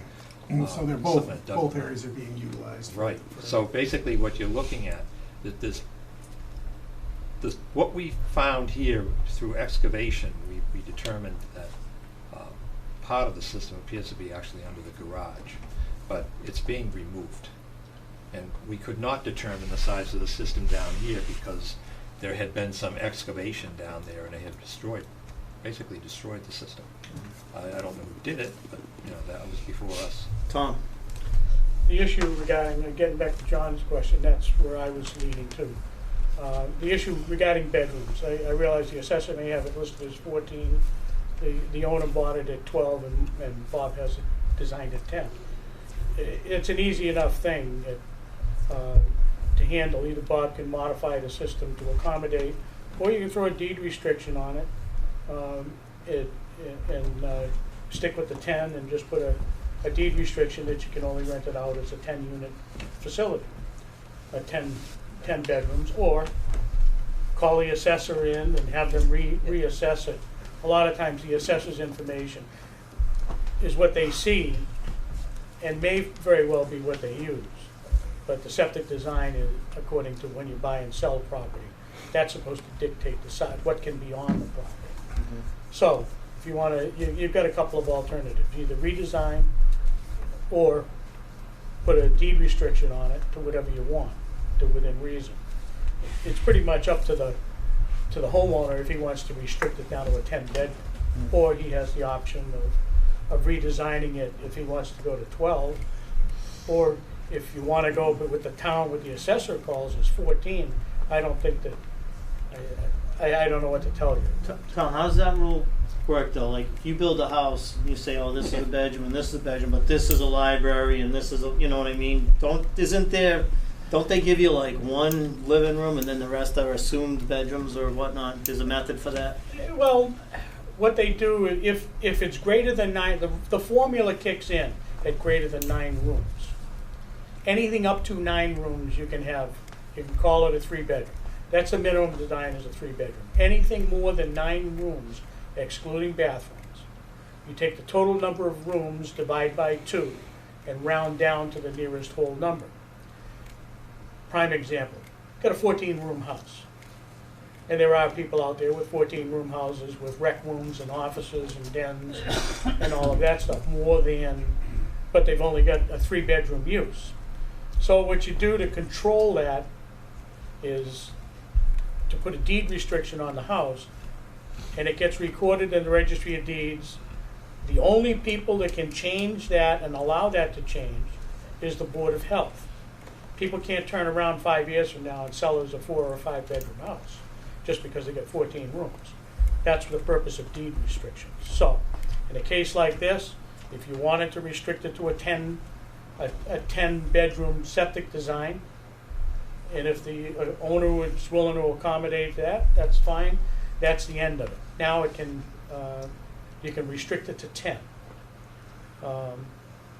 If they use it for more than that, there's only one thing that's going to happen. They're going to shoot themselves in the head. If they go to, they can never sell it for more than 10 because you hold the cards. So that's the point. Is the Board of Health has to issue the deed. It has to sign off on any deed restrictions. So if that's an issue, you have mechanisms for that. Skip, do you have anything to add to this? Do you have any concerns? Well, I'm here on the conservation, a member of conservation. And how can you control, you got 10 units. How can you control what these people are going to be putting into that system? Right. That's my concern. I mean, they could be putting their oil down there for all we know. Yeah. You know? And also with garbage disposal. I mean, the garbage disposal will kill a system. So how do you control that? So I can speak to that a little bit. Okay. If Mr. Murphy had designed a more basic system, no one would be checking on it. One of the advantages of having a more advanced system like this is it's going to be routinely checked by a trained and competent person. So if there are small issues that are starting to be observed for whatever reason, they can deal with them during that regular routine maintenance visit if people are doing nefarious things like that. So there's no way to control that with any septic system. At least with a more advanced system, you have somebody coming to check on it. I just got one problem. Yep. Everybody here is saying the homeowner. This is rental property we're talking about, Right. not a homeowner. There's a big difference in my eye. Mm-hmm. I have rental property. And you gotta go by the book, 100%. My house, I think I can do whatever I want. Right, wrong, or indifferent. I mean, that's the way it is. But rental property, he should go by the book, and we should be asking these questions, and you guys should make sure he don't do something. Just make it a 10-bedroom. You're gonna go check it every week and see how many people are renting 2 bedrooms or 1 bedroom? Who's gonna take care of that? Make it a 10-bedroom. There's no Come such on. thing as bedroom That's police. for a We understand homeowner, not for rental property. He's gonna rent an apartment with 2 bedrooms. He's not gonna rent a 2-bedroom apartment, and say, oh, it's only 1 bedroom. That's all you can use. Would you do that? I mean, yes, It's done all the time. Yeah, these are small apartments, so if it's 2 rooms and 1 kitchen, I mean, it's I know what the bedrooms, apartments are. right. I know exactly what. Yeah, so we're gonna rent each bedroom, so we'll probably just gonna create a system. I mean, that's what I would recommend, that reflects exactly the maximum number of bedrooms. Well, that's Not good. So the minimum. now they're talking about changing that. That's not right. Change the plans, not the bedrooms. I agree with the gentleman speaking. Sorry, I don't remember your name. Dave Foster. But how you doing, Dave? 15 But Carroll. I've been there. I realized the problem. I'm the one that tried to rectify this situation, and the town expects Charlton to maintain their units for rentals because they're very, very low on rentals. And if we start saying now you're going to take it down to a 10, it's still going to be 12 or 14, and they're taxed on 14. So you really should design the system for what is there because there's no way to police it, like he said. So I don't think taking away apartments in Charlton is the right thing to do. Let's design a system for the 14 units, or if he says 12, but I believe there's 14. I've been there. I've had people in hotels from there. But let's get the right system for this because right now it is in failure, and now all the people that live there no longer live there, and now we're going to have an empty That's building. not true. Well, there's 2 left. I understand. I've been in contact almost every day with he has a management team, and they're slowly, and I've been in contact with the residents. They call me all the time. Hey, can you please help me, give me a reference or whatever, and I've been trying to help them find housing. So, and he has been cooperating with the residents and giving them what they need, and that's agreement between him and the tenants. But certainly if there's a 14-bedroom here, then let's design it for that. Let's not try and eliminate apartments, but let's get the right system, and let's do it right. So, Tom, do you agree with that? No, again, I was trying to offer up some way to get something that would satisfy the owner, accommodate what the owner would be looking for, and satisfy the abutters with trying to downsize the system. Try to regulate the number of people that are in there. You can't do it. But obviously that the abutters not really interested in that. They're interested in getting the system sized for an additional 8 more people or 10 more people than what it is. So No, that's not if what that's it what is. they want, that's what they want. I don't have a problem with it. Just so you understand, Dan and I are responsible to design a system that meets the requirements of Title V. Plain and simple. What I would recommend here, number 1, a deed restriction for a type of system like this, pretty much necessary. Required by law, in other words. Yeah, much necessary. Not necessary. And if I may speak, Yeah, it's not necessarily required by law, it's necessary. Okay. You want to look at the words. Okay, look into it. And the idea here is that I would not downgrade the number of bedrooms to try to meet the system. That's the wrong way to go. Okay. Whatever is the proposed use of the system, it has to be designed for that. Again, we work on the information that we're given. Yep. And if it's, I'm hearing different numbers, 14, 12, 10, that type of thing.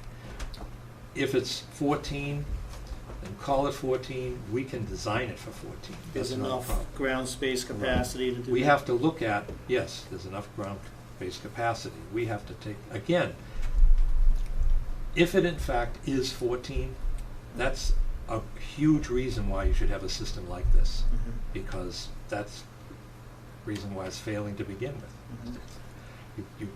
The more bedrooms you have lawfully there, the more reason you want a system like this. As far as we have to take a look at a lot of things here. The hydraulics of the system is one factor, but you also have to have a 24-hour capacity and then a 48-hour capacity. Now, the original design called for a 4,000-gallon tank. Well, I don't know if you've seen a 4,000-gallon tank go down the street lately, but you know, it takes out the telephone poles. So what we do is we put 2 tanks in succession to get you 4,000. I believe, and again, you do the numbers of the 14, you may end up with a larger tank. So again, what we would look at is essentially you tell us the number of bedrooms that you're going to allow based upon either the assessors or whatever. You give us a number. Well, Jim's saying 14. You know, Like I said, as the owner, some of the people will not let me into the units. They've been there for a while, they want, but the ones I've been in were 2 bedrooms, and I saw at least 12, but then there was another building with 2 bedrooms. So that's why I'm saying 14, but to definitively say, and Jerry may know better, or his brother, that they've lived there their whole life. Okay. But, you know, I've had 6 people in hotels, but some of them were vacant. But some of them refused to go at the end to the hotel even. And they wouldn't even answer the door or take my certified letter. So I think in order to get, but the Deb does the assessor, she sends out a person who actually physically, you know, designates through the town, and that's been in there for a long time, whether it's changed or not, but I think you thought you bought 14 units, correct? No, we thought we bought a 10 unit. I'm sorry, 8 unit, 10 bedrooms. Yeah. Yeah, So I don't so- know. I think that's something we need to determine, and there's only 2 people there, so if the owner needs to go in and do an evaluation and call me and I can meet him, or Tom can go, but I've been on this because of a complaint. Remember, this was a housing complaint that started, and there is a system in total failure. The person who dug it up said the system it's there's nothing there, it's just seeping out. So. I think either Tom or yourself should determine the number of bedrooms. I'll go there. I'm helping You've the done residents. most of them. There's only a building or 2 left. And There's 2 people that, according to his, I've been working with his management team. She called me yesterday and said that the tree should be up by the end of the month, so that it'll all be empty. So I get access from the owner or his management team, and I'll actually take pictures and determine that. And that addresses your concern, Todd? It doesn't address yours, Skip, as far as what the people are going to put in it. But I think that, I don't know what anybody Yeah, can how put, do you control? except the filter actually may be a better system. I do kind of like the system, just maybe not this one in this particular case or whatnot, but how it is kind of checked every year, because a lot of systems go years and years and years. And for that reason, you know, if something is starting to go downhill with it, at least, you know, and I just kind of, you know, how do you police it? If he decides to stop paying, you guys are going to stop coming, and that's just the way the business world works. They But also have to report, if the people don't pay and they're not going, they have to report it to the local Board of Health, and they also have to report that to DEP as well. who does it? That'd be your obligation. Your The company. maintenance The company is doing the maintenance. Matt, can I? So if you guys, the company does the maintenance, is no longer, for whatever reason, doing the maintenance, you guys report to this office? So they first contact the property owner and say, hey, we haven't heard from you, you haven't paid our bill, do you want us to come or not? And if you don't pay up, we're gonna have to notify the local Board of Health. So they are licensed, the people that do this work are licensed by the state of Massachusetts as wastewater treatment plant operators. And so they're obligated to let your office know if they have a property that's no longer being maintained. Okay. If I could add a couple things here. Yep. If the system, for instance, people start putting in garbage buckets, that's more a case of private home ownership. The plans specifically state no garbage grinders allowed. I've been involved in numerous situations similar to this where we have apartments. And generally what the Board of Health requests is to have the tenants be made aware that this system, it's a biological activity septic system, that you need to be, you know, responsible as to what you flush down the toilet or drain in the sink or whatever. Even grease is bad. But when they're doing the inspections of the system, the first thing they're going to tell is whether or not the tank, you know, you have different layers of effluent within the tank. And each one is specific to the health of that tank. this case here, there's gonna be 3. If you have grease, it's gonna show up right away. If you have a lot of vegetation, it's gonna show up right away. The biological activity that occurs in the tank is the number one way of determining the health of the system. As soon as you open the tank, these fellows that pump the tanks, they can tell you pretty quickly if it's working properly, just by what we look at the top. It's called the scum layer on the top, and the depth of fluids, different depths, sediments in the bottom, all these things. This tells you if the system is not being properly used. That report would go directly to the owner. But again, the best way, what I'm getting from the meeting here tonight is, number one, you definitely want to have a deed restriction on the number of bedrooms. Whatever number you decide, that's what we'll design for. It's restricted. You want to have all the tenants be made aware that this is a septic system. It's not a city sewer where you can throw anything you want. It's got to be maintained, and that the system be properly reviewed and inspected at least once a year. Especially when a new system, even with a 3-family house, a 3-bedroom house, we recommend be taking a look at it minimum once the first year, just to determine if it's working properly. A lot of your problems happen right away because it isn't installed right. This here is not that type of situation, because you have the person who designed it is installed. It's not the case with a regular system. Right. But there are several ways of reviewing and kind of, as much as you can guarantee that the system will be inspected and function properly. As far as when someone tells me that the number of bedrooms exceeds the design, that puts the responsibility directly upon the designer. The system is going to fail. I don't want to go to court. Nobody wants to get involved in a court case, because the end result is it wasn't designed properly. So we want to work with the Board of Health any way we can to make sure that the system is designed properly. We're not here to get away with anything. The Title V regulations are explicit in the requirements. Dan knows the requirements. Rob, one of his fellow employees that I've been working with on the design, they all work with me to determine the flow rates, all that. We have no problem. You give us a number. That number will be recorded on the deed, and that's what we'll use as the design. Okay. Jerry, you were going down a list and then got about halfway and we started freestyling. Do you have more on your list? I just have a couple things. I'm going to go back to the effluent release of the system. How much effluent, if you could, tell me how much, a general percentage of effluent is going to go through and work the same way every septic system I've ever seen. The water goes down, it's going to flow into that wetlands.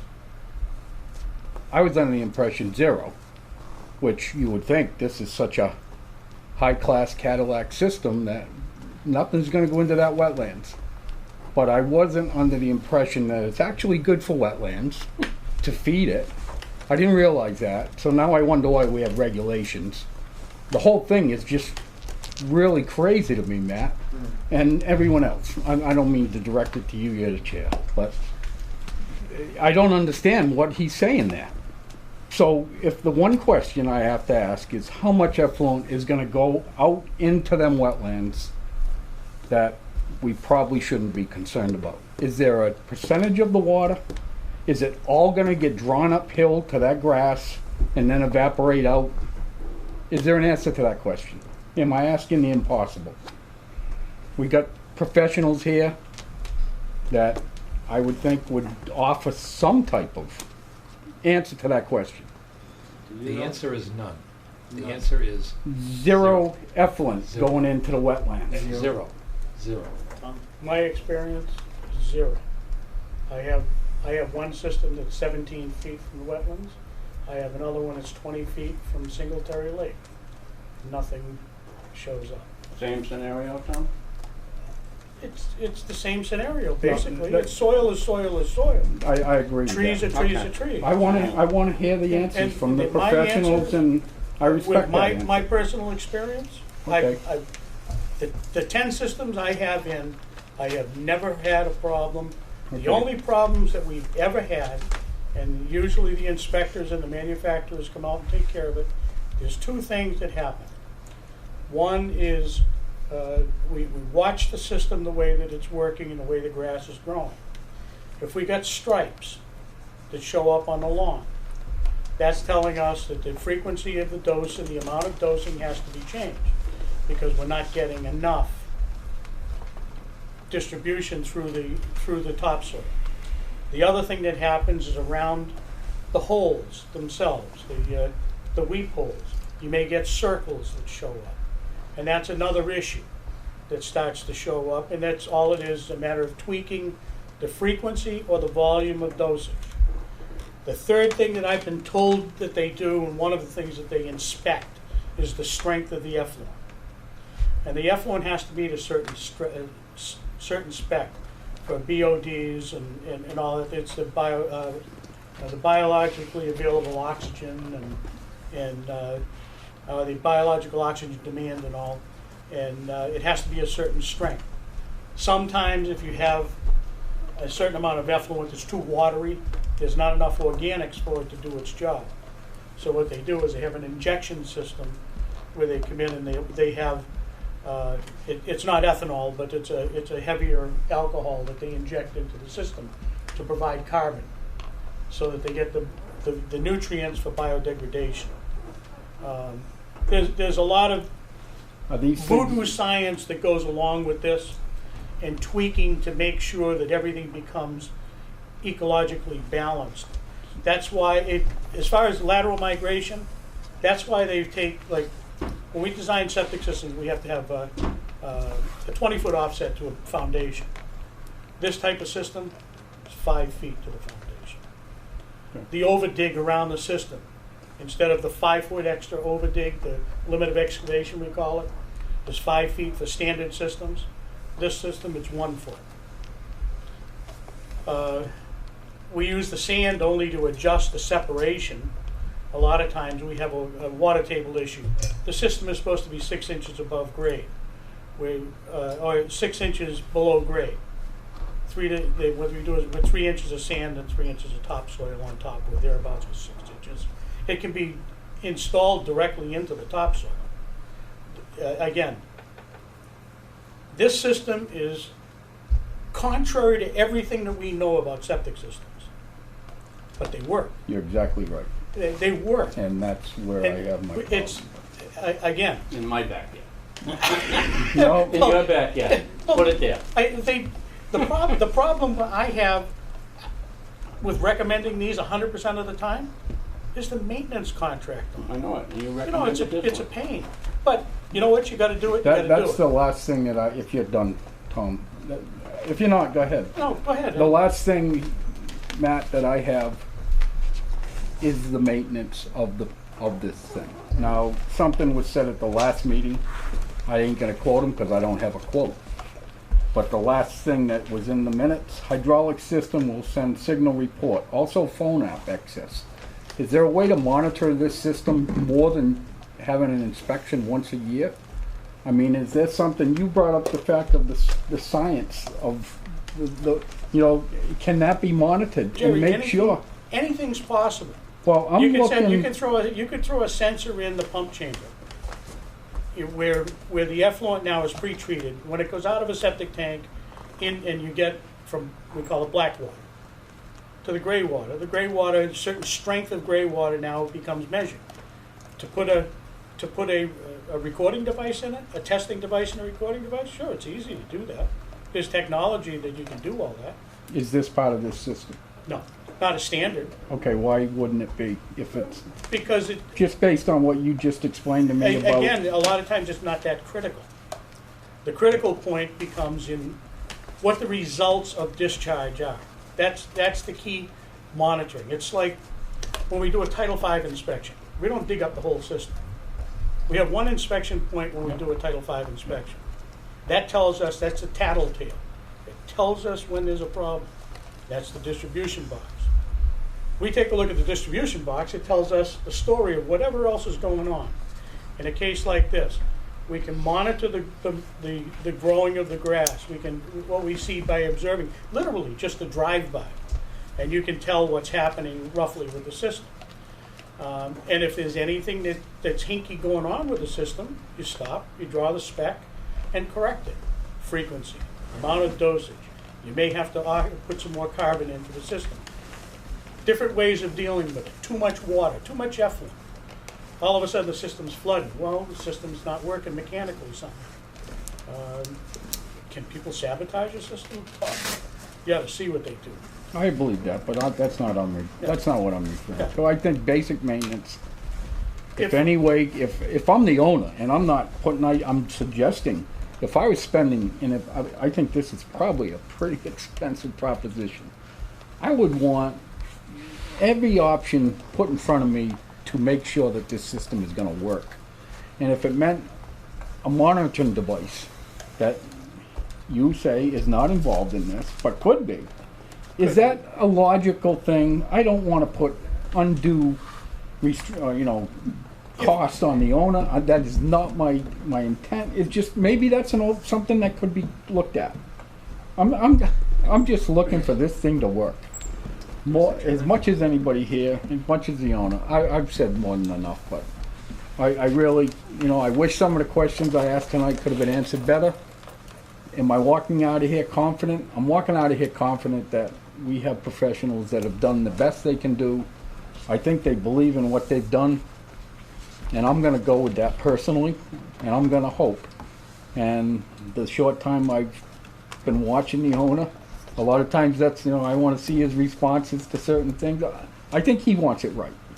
And I think that's the big thing that we're all looking at. But this new technology is, I'm at that age, I guess. I remember my father years ago when new things come in, he was, no way. Well, I try to be more open. Sorry, I got contemporaries that still question the system. Okay. Right. So one of the advantages of perk drip dispersal in a situation like this is exactly to your point, which is the risk of hydraulic overload on any system. One of the aspects of our product is that it has a flow meter in the filtering system. So we know exactly how much water can go out any day, any week, any month. You can measure it. The other thing is that we program the control panel so it never discharges more than what Bob designed it for. So if this is designed for, let's say, 2,000 gallons a day, it is not going to discharge more than 2,000 gallons a day. The biggest risk to any disposal system, particularly in an apartment type complex, is hydraulic overload, too much water. We are going to assure that that doesn't happen. We will never discharge more than what it's designed for. That's one of the beauties. No other disposal system does that. You can't do that if you're pumping to a D-box or anything else. We are going to limit the flow to exactly what it's designed for that very reason, to your point. So we're not ever going to hydraulically overload the drip dispersal field. So even if there's a leaking toilet, somebody's going to... It's going to back up inside of the tank, Yes. and the alarm will go off. Okay. But I'd much rather have the alarm go off, and he comes and finds the leaky toilet than 3 months worth of excess water going out to a field and then flooding it out. So there is an alarm on it? Oh yeah, definitely. Well, that's pump changes. True, Matt. I was at the last meeting. We were told a few things that took with a grain of salt, like you could drink that water when it was into those tubes. That's the truth. Were you there? It's swimmable maybe, but not drinkable. Potable. Potable, whatever they call it. Drinkable. That's what he said. I was there. That kind of, okay, I guess was that not told to us, Jeff? That's what I heard. And it's going to grow grass in January, which is, I guess that's going to happen. Who's going to mow the grass? Does this grass have to be mowed? How maintained has it got to be? That's one of my another question. For one of you.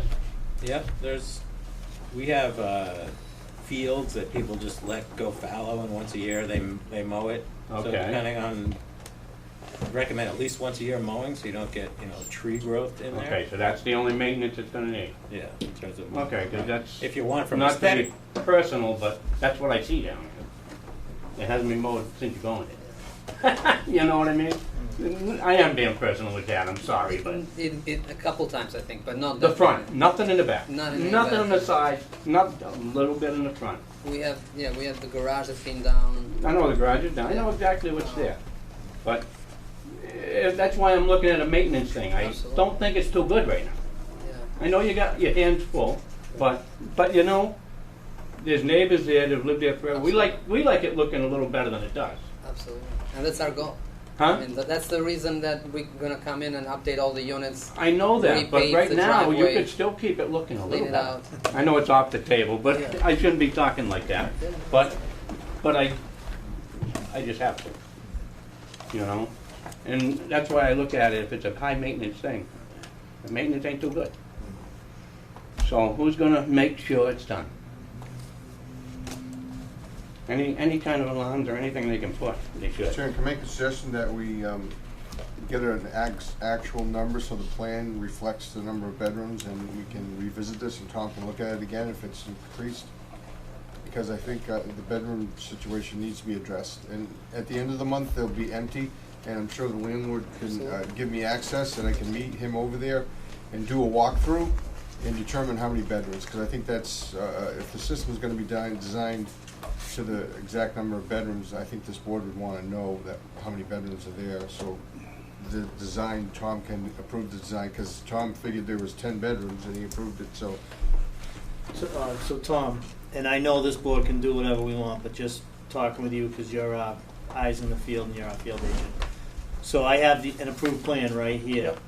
Now, based on the information that came out of this meeting, can this get kicked back for revision? Sure. As far as the number of If we have to occupants? all modify the plan accordingly, the only question I have is, how many bedrooms and how many square feet is the property? What's the size of the property? In Those would be terms the- of acreage, you mean? Yeah, to determine acreage, the bedrooms. Again, this is where aggregate comes in. There's another whole picture that we have to look at. So I'm gonna let you and Jim get to the bottom of that. I'll give Tom a call and we'll make sure we do an accurate count, and it may be 10 and it could stand, or maybe not, but I'll call Tom, we'll meet together with the landlord. I'd like to have the place emptied, because there is a risk to the environment right now, because there's really no septic. It's just, it was destroyed by the person who did the Title V and failed it. As you said, there's nothing there. So. And so, Bob, are you good with this going out for revision and getting the correct number? It absolutely has to get revised. Now, my point to you here is that it's 207,000 square feet property. It's like 4 point something acres. That's 20 bedrooms. We go, we look at 1,000 square feet, 10,000 square feet per bedroom. An acre is 4 bedrooms. The formula. So we're looking at over 200,000. So you're looking at 20 bedrooms. And what Tom mentioned is the aggregate. We also had to look at that relative to the design as well. No, the system, based upon the information that I've heard tonight, it has to be revised. Okay. You design the system and the agent approves it based upon the information that he's given. Yep. And if it turns out to be inaccurate, we have to make it right. Yep. John, you want to make a motion that we Yes. kick this back to you, Tom? I guess they're interested in just the one other statement that Bob made was, there's 200,000 square feet, Bob? Right, 207,000. Okay. The standard formula for when you have a well and septic system on the same property, you have 10,000 square feet per bedroom. So in a case like this, we have 200,000 square feet, you potentially could have a 20-bedroom septic system. Question with that. Does it matter if all the land is usable or swamp or? There's That's a question on that with how much wetlands there is on the property, but I think that's the standard formula that I know, DEP gives us for use. Yeah, but do you have to have a check on the wetlands? Because I know there's a lot of wetlands there. Yeah. Probably half of it is wet. Again, yeah, we'll take a look at the amount of wetlands. Who does that? And maybe the wetlands, whoever the wetland specialist is. It's actually on this. Yeah, the wetlands is on here. Again, the aggregate number is when you have a well within So we need to same know how much is property. upland, Bob. The area is, again, 10,000 square feet per bed. The aggregate is, there's another formula when you have wetlands involved. We would have to take a look at that as well. Okay. We just need to know what the wetlands area is and evaluate it from there. I agree with you that there's a wetlands there's wetlands that play into it, but again. Well, I saw the flag where but he only marked one side. He didn't go over he didn't mark all the wetlands. Well, I see the sign. I know. Another department. I know. Well, the wetland is marked within 100 feet of the proposed septic system. That's all.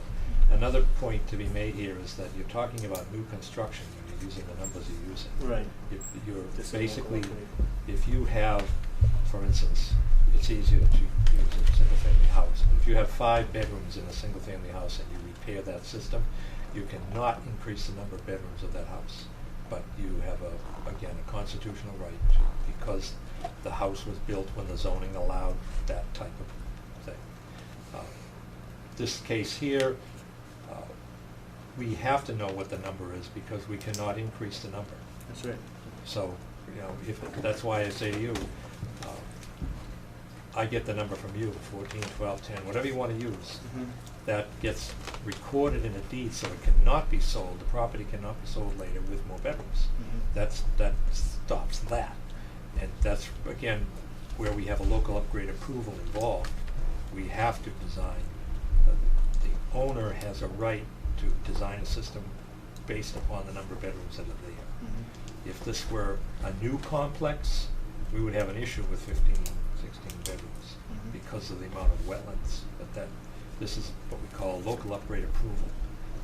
We have a situation, we want to rectify it.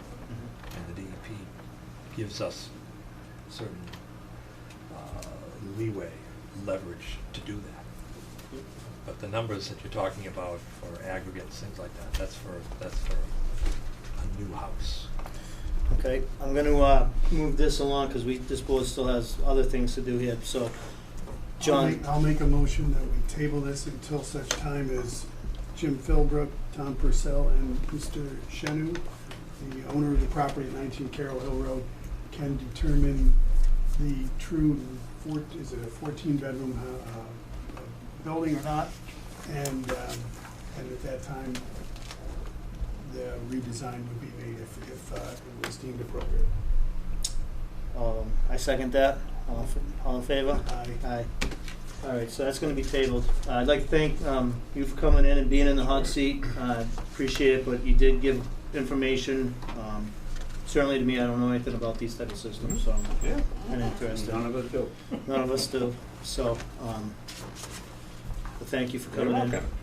If it helps, like I said, we just built one in Sutton Monday of this week. Jeff Hunt built it, so if you want to talk to him or that. I'm more interested in the ones 15 years ago. Title 5, Not the no, new I'm a ones. Title 5 agent for the board. Okay. Thank you for your attention. Thank you. Well, this will be coming before the board again, it sounds like, right? Recognize where all the wells are. Yeah, I don't know if that's done yet. Gentlemen?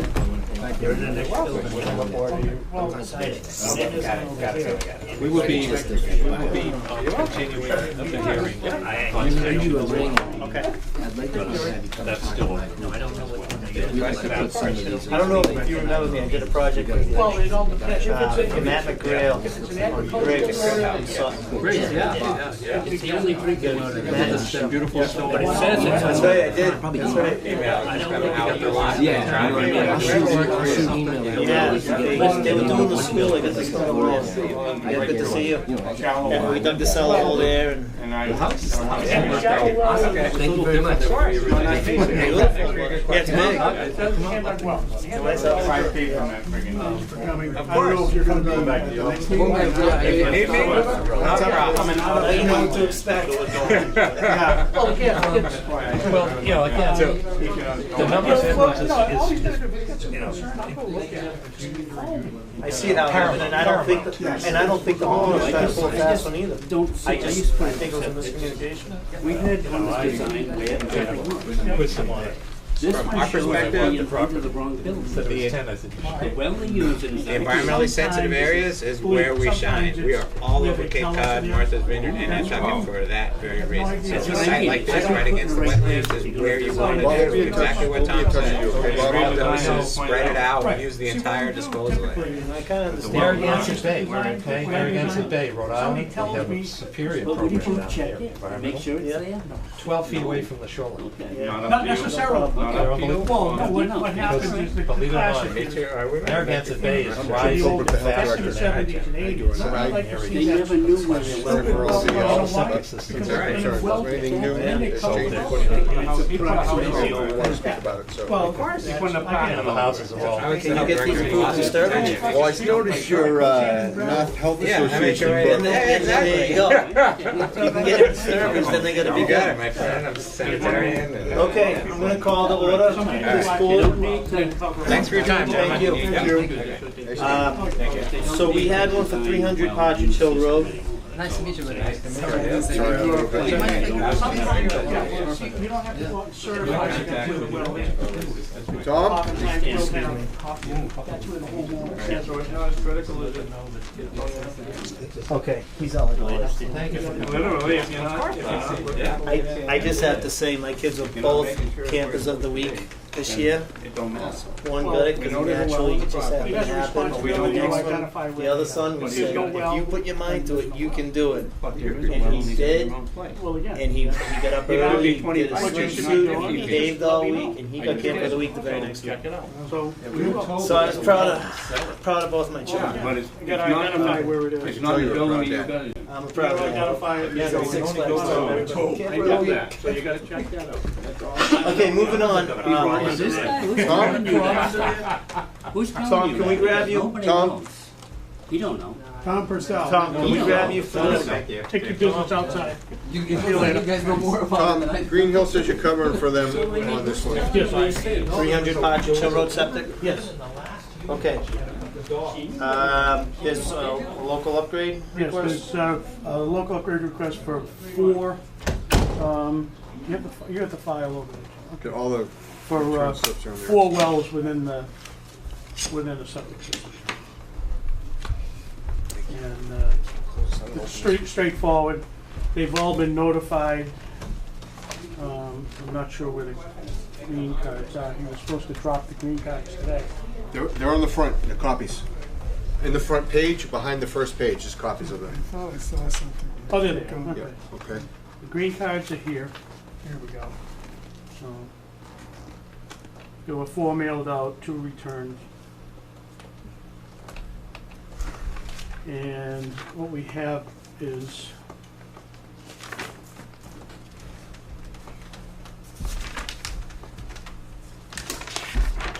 the reason why this was kicked back because, oh, it wasn't kicked back. This wasn't the one. It was the one with Jake Dubois that was kicked back because of improper notification. But in a case like this, what we did was we witnessed the perk test down here. What we have is offset to existing wells. That's outside the 100-foot, I believe. Mr. Chairman, I'll be right back. Yep. We have 1, 2, 3, 4 wells within 100 feet. And what we're looking at is 1, 2, 3, 4. 65 feet, 90 feet, 95 feet, 90 feet, oh, there's 5 of them. And 40 feet to the owner's own well, but we're gonna move that. That one's gonna get decommissioned and Or is that relocated. 40 feet, I'm sorry.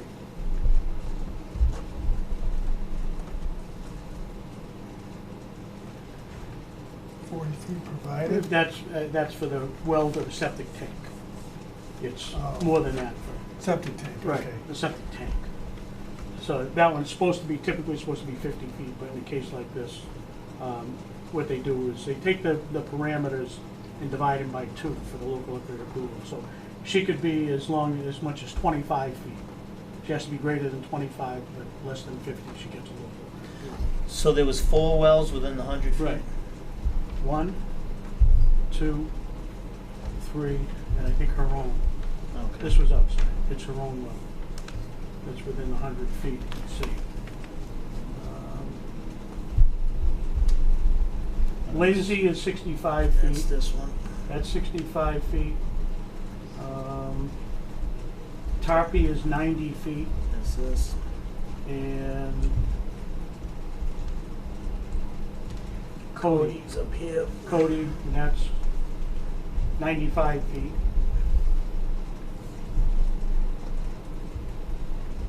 And then 90 feet to their own well. Okay. And then 40 feet for the well to the septic. So he's looking for actually 5 local upgrade approvals. I don't see a problem with any of And it's those. Do you? Best that you can do. Yep. We just gave one for 50, 58 feet or whatever. Right. And like I say, the worst case scenario, if you have to, which with postage stamp lots and stuff like that, if you have to, and they're less than 50 feet, I've already had a couple of those over on Pier Pond. What we do is we just denitrify the system. We take the nitrogen, cut the nitrogen load in half, and just by pumping oxygen into the system. We pump oxygen in there and the nitrogen levels go way down. It's almost, those are almost swimmable at a time. I don't see a problem with these, John. I don't know if you have any.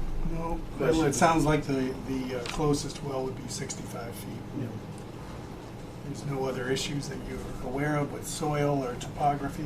No, we had pretty good conditions. The soil conditions were down there. There were, we had a loamy sand, which is it's a sandy material that's got a fair amount of silt in it, but not excessive. If you rub it in your fingers, it's like beach sand, except that it'll stain your fingers. And there's some silt in it, but not a lot to bump it into sandy loam, which was the next level of class 2. Other than that, and water table issue was, we had none down to 7 feet. 7.5 feet is where we got the, where we called the water table 7.5 feet, 89 or 90 inches. And this is a 3-bedroom house? Yeah, it's pre-existing, it's a pre-existing, it's on, or near the South Charlton Reservoir. Yeah, you can see here in the satellite image. Yeah, there's a little spur road that goes in through here. Is that Baker Road? Yeah. Yep. I'm good with it. I'm good. You want to make a motion, you accept? I'll make a motion to accept 300 Partridge Hill Road well variance from Green Hill Engineering based on testimony from Say Mr. the Purcell. 5 local upgrade approvals. 5 as local listed. upgrade approvals, proposed well setback 65 feet for last name Lindsay, 90-foot setback for Tarpey, 95-foot for setback well for Cote or Cody, I think it's Cote, and the other one for, actually those are both the owners, 90 feet for the well and 40 feet for a setback of the septic tank for the well. I second that. All in favor? Aye. Aye. It's all set. That's good. Thank you, Tom. Thank you. Mr. Philbrook, what do you have for us? I have a budget update. I had to update the budget for a public health nurse and for CMG, so I put that numbers into Robin today because we need to upgrade the monies to assure that we have monies to continue to take care of the landfill and monitor as DEP has recommended. I've been working on the last camp inspection, the soccer camp. I'll be there tomorrow all day to most of the dates just to witness the soccer camp. I've already done the sit down with the paperwork, but now I'm going to be there. It's at what's the bar that's on Bond Road. Bond Road. So it's right there, but it's just Tom's familiar with the guy with soccer, but they don't have him in Dudley anymore. There's a lot of them. So, but I will be doing that. Also, Tom and I should. I spoke to the owner. He's going to call us and go out as soon as possible because he does have access to the other 2 units that are occupied in good standing. So we'll be able to get some positive numbers. But Excellent. other than that, I just wanted to update you that I did request that monies for Gary. So Good. And for the public health nurse, and the additional 4 hours for Kim for the office coverage because Andrea is mandated now through the union contract to take a half-hour lunch. So otherwise, we'll be forced to close. So I've been covering, and Kim, it's nice to have Kim here because Kim comes in at 12. Andrea can take her lunch because they were mandating that she's unpaid for a half hour. So we're working through that, but that's really nothing I can do. It's a contractual issue. What would that give Kim for hours? 19. Gonna get over that threshold. I would love to. I'm taking a little baby step here because we could use it for those extra hours, Yeah. just for, especially now that Andrea can't work through her lunch period. We're gonna lose her. Yeah, exactly, because her son is in school now. So, and she's, to be honest, she's an excellent, and Tom can both these girls and Kim. I know. Do a great job. So that's all I have, Mr. Chairman. All right. Your son needs to. Jim, John, do you want to discuss ongoing business, either the marijuana or the LNG facility tonight? I would suggest we wait till Kathleen gets back from marijuana vaping. Jim? And Cheryl Sabara is still working on it, has not gotten it back to me yet. She said she'd try and get it back as soon as possible. All the more reason to let that wait. So we can, as far as I'm concerned, we can wait on that. The LNG facility, we met yesterday. Most of it was an executive session, so I got to be kind of careful what I say. But we have now 7 members, including Todd Gerard, who was just here today. I believe he's not an alternate, but an actual member of the committee. So we're working. We've got a real good law firm that was that has been retained, Mieres and Harrington. They were highly recommended. They were the #1 recommendation from every other law firm that was planning board, and I don't know who else asked who would you recommend, and they all said this team. So I'm hopeful that whatever comes out of this will be good for the town. And I just want to say one last thing, because anybody watching this, or for your information as well, needs to realize that regardless of what happens, the chances of Charlton at this point not getting an LNG facility somewhere in the town, one of the two, or actually say 3 sites, but say 2 sites, whether it's 169 or 120, the chances of us being able to keep it out of the town is slim to not none, but minuscule. You got to remember that the siting board is appointed by the governor, and they are in the business of making sure that these go into someplace. And this is unfortunately because of the pipeline coming through and the other logistics. You're close to, you're on 169 or Route 20, right next to Mass Pike, right next to 84. It's a straight shot into Boston. So it's coming. It's more than likely coming. So we're going to try to do the best thing that we can. I think I can tell you, because I think this is public knowledge. I think that I'm safe saying that pretty much everybody on the committee was very concerned with a Route 169 location for this as opposed to Route 20.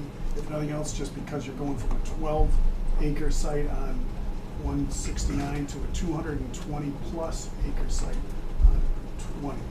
So, and you're further away from downtown Southbridge and anything else. We're getting a lot of assurances, and I'm hearing a lot of good things as far as the safeguards and everything else for the proposed LNG facility, but it's still the perception, so more to come. We'll discuss whatever I can with you, but I have one final thing. I did take the board's questions and concerns and I handed over, it was a little more than one page. I handed that directly to the lawyers after I spoke last night, so they now have it. They're going to be going to the LNG facility lawyers and proposing, just saying, here's our concerns. So at that point, then the LNG folks have 2 weeks to respond to concerns and provide assurances or guarantees or whatever, and answer the questions. That's all I have. Okay. Well, the update on that's good, and it's a little more in depth than I was aware of, so the updating is There's a good lot to of know. long meetings, I'll tell you, it goes till, we were there till 9:30 one night, after 9 last night. We may have been close to 10 one night. We're meeting again next week, I believe. And it's very, very quick. The hearings with the siting boards and testimony and all that, I think they gave us a total of maybe 60 days. But the bottom line is the hearings in Boston are going to be November, and then the final siting board approval or their determination will take place late February, it looks like. So we'll know by late February what's going to happen. I personally am not overly hopeful that we're going to come out, everybody's going to be happy. Not going to happen. All we can do is the best we can do to try to safeguard it, try to direct them towards Route 20, in my personal opinion.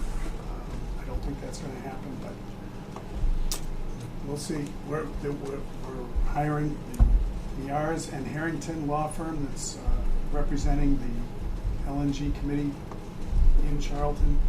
It's going to be, they already gave us a list of their experts. They're going to be pulling in, and they already have pulled in some very, very good environmental experts and engineers. So they're going to make sure that tough questions are asked and assurance they're made. Okay, I'm done. Next meeting for this board is going to be August 27th at 6:30 p.m., primarily to discuss 5 Pine Lane. If anything else comes up between now and then, that's fine. Tom, do you have anything else for us? Jim? Hopefully we'll be ready for 5. I did get an update on the VGG, which I forgot to mention, that the court case was decided and it ruled as against Jerry Russell was denied, and it seems like whatever Kurt ruled was appropriate, that it's agricultural. So I saw that in the paper.